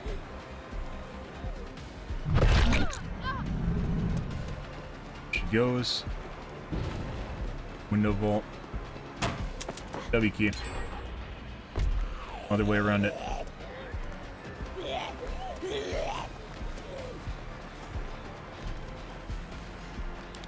Alright. Very fast. Gotta break it. So long as K can catch up to her and W key. This is what happens when they know they can't loop anymore, is they just W key and long window loops. Right. Drop.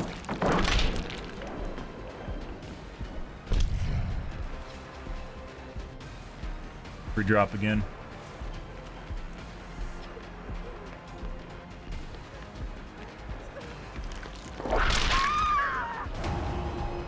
Fuck out of here. Fuck off.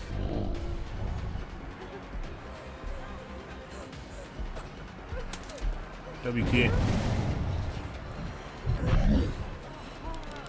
Bye.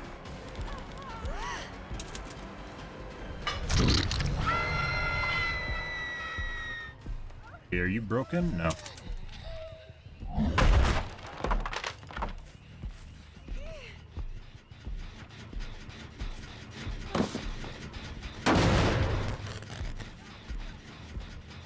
Right in front of me.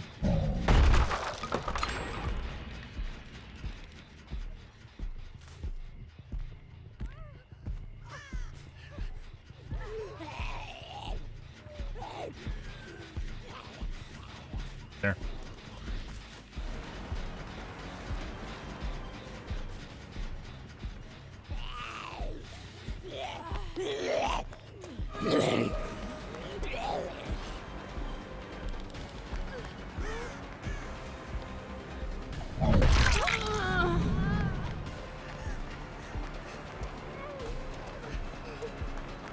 Running as fast as me right now. Buddy.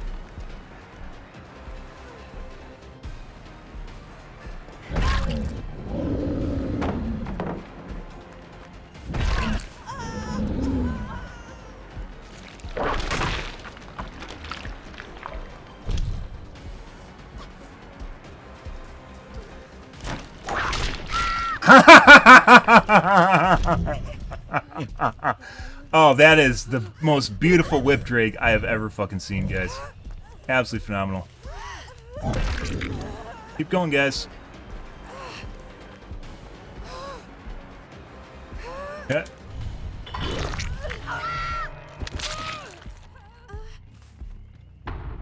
So, Claudette was definitely cheating.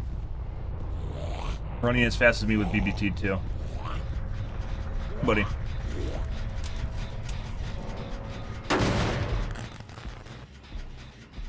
These gens are incredibly, incredibly split up, too. She's also very fast as the Hattie.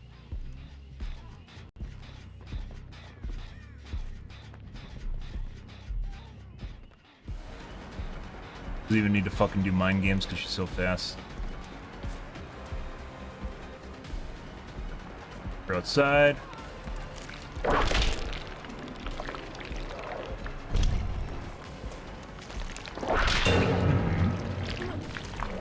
Buddy. Fuck the pooch. She had to show me good at that spot, by the way. She had to show me good after she got hit instead of boosting away, which she should have done. She's like, I'm gonna show that killer good. I'm gonna show him good. You'll know. You'll see. Just wait and see, Mr. Killer. Yeah.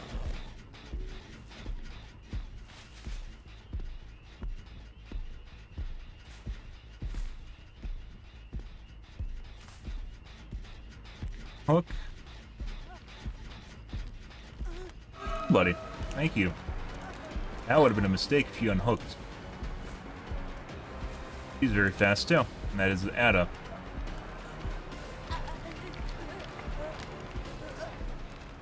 Aggression.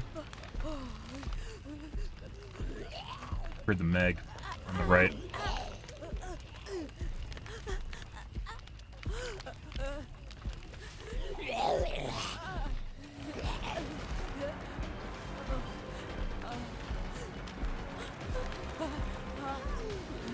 Coming in beta DS. DH, excuse me.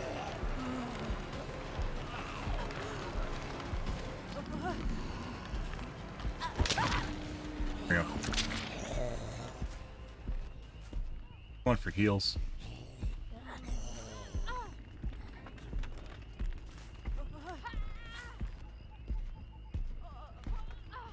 Oh, the guy hiding back there, or did he leave to do a gen? He's on a gen. You know where.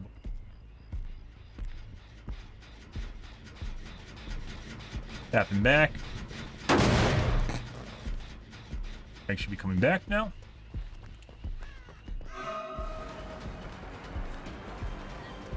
Not come back? Nope.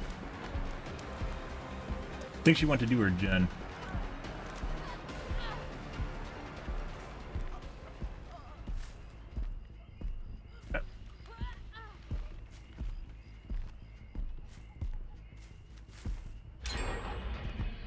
Think almost done gen?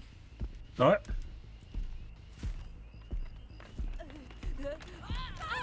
Dead. Alright, let's check her other gens in.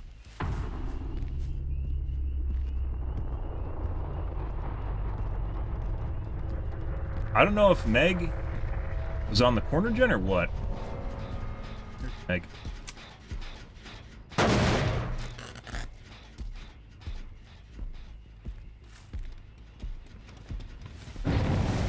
Miss overcharge check.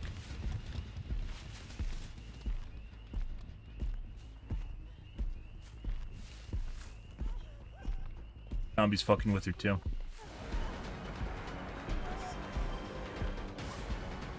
Distance.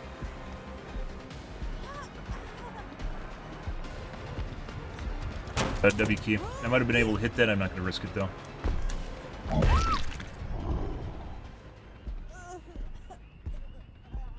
Broke my zombie.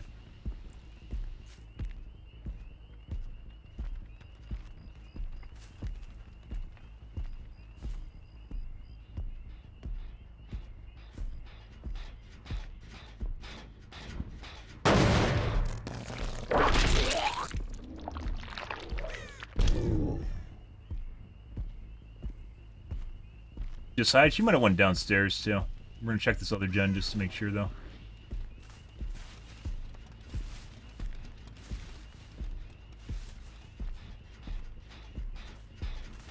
Tap this. Check for rescue now.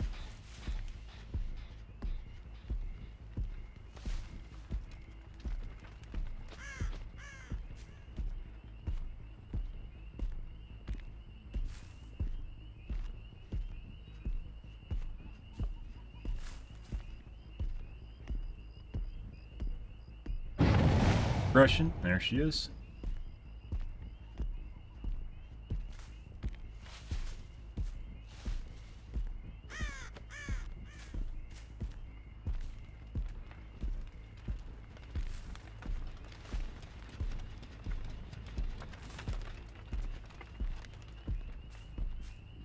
Hey, buddy. Pick up now. Really marker. We don't have enough time to marker though. Long window vault? There's no vault here. She's actually slower than Meg is. If we want to be sweatier, we'd bleed her out. But we aren't going to.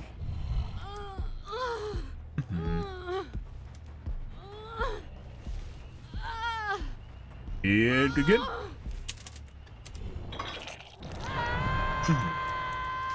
Now wait for 4% and deliverance.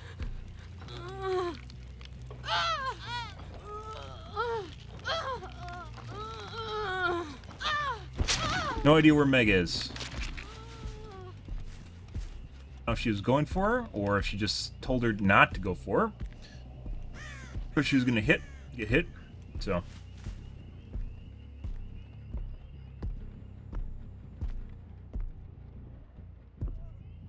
Hey, buddy.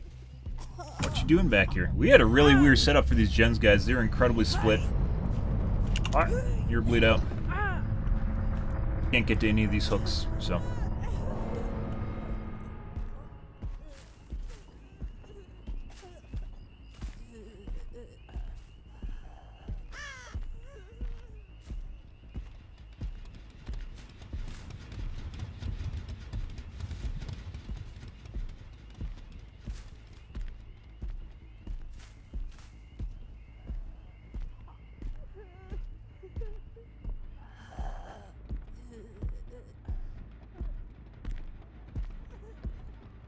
Mm-hmm.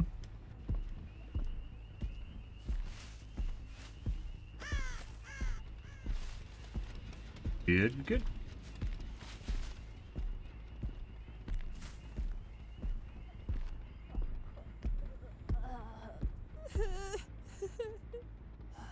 Mm-hmm.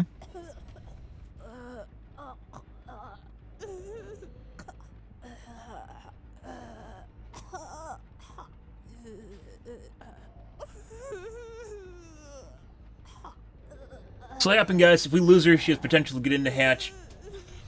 If we close hatch, she has potential to add an adrenaline play. And she's a mag. And dead. Good, good, good.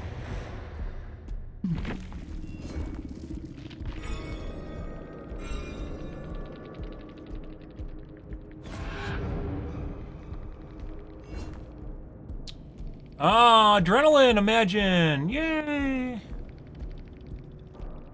2 dead hearts. There's hope on the Claudette. Ah, that's why she was so fast. It was hope. It was because she had hope, guys. Why didn't I know? She was running at 107% speed because she had hope. That's why she ran so fast. All game hope. That makes perfect sense. Why didn't I figure this out, guys? It was 100% hope. It was totally hope. That explains everything. It explains everything that was going on. It was hope. Uh-huh. Yeah, no. She's like this is like 107, 108%. Notice how she fucked up? She just started doing long window loops. That's what cheaters always do.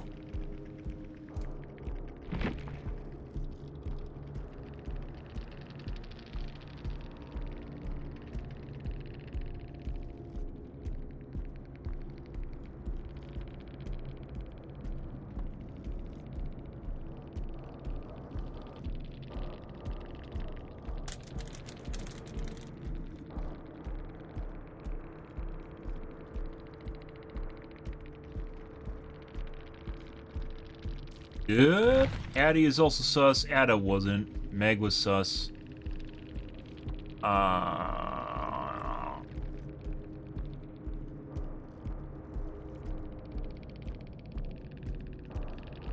They just left Hattie on the hook to die, too. That's hilarious. They even unhooked. Hattie also seemed fast as Claude was. Took us too many rounds to go around loops to actually hit her.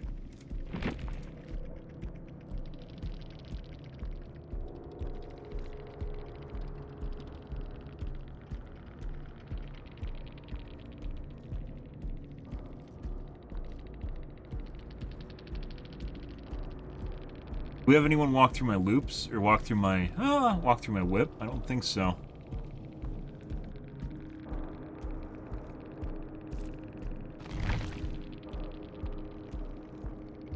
She just went down. We totally played her on that loop and she went down. Chase with her. She definitely seemed faster than normal though.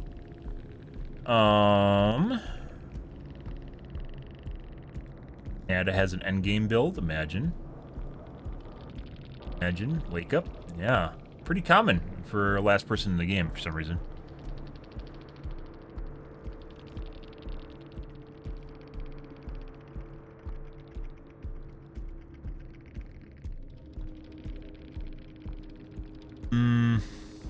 Okay.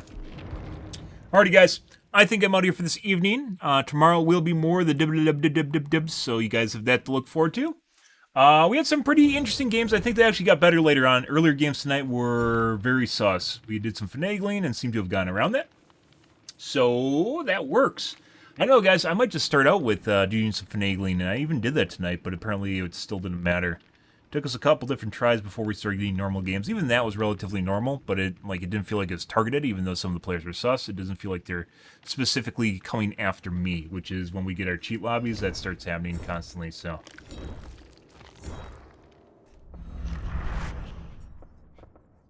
Guys. Good. But anyways, guys, tomorrow we will be playing more of the dibs, probably playing Nemesis. We will be switching off to, Doctor at some point here. I want to get a baseline, as I mentioned. We still need to switch off of anonymous mode and see if that's causing people to cheat more, is when they see anonymous mode or not. We'll see how that goes. Pros and cons, guys. Alrighty, guys. I'm out of here this evening. If you're new to the stream, you enjoyed the bullshit, you enjoyed the fun, you enjoyed our 4Ks, make sure to follow button in the top right-hand corner. You stream every day from evening to late night, GMT -6, so 8 to 9 p.m. Central Standard Time to 1 to 2 a.m., give or take. Depends what's going on in my life, what's happening, etc., etc. Tomorrow, guys, will be more of the dibs. So, yeah. We will be playing Whiskers in the future, too, but I think plenty of people are playing him right now. He does look like fun. And maybe not as good as Nemesis either, but we'll see. Alrighty, guys, I'm out here for this evening. Thanks for watching my stream as always, and I hope you guys have a wonderfully fantastic Sunday night and Monday morning. Have a good day, guys.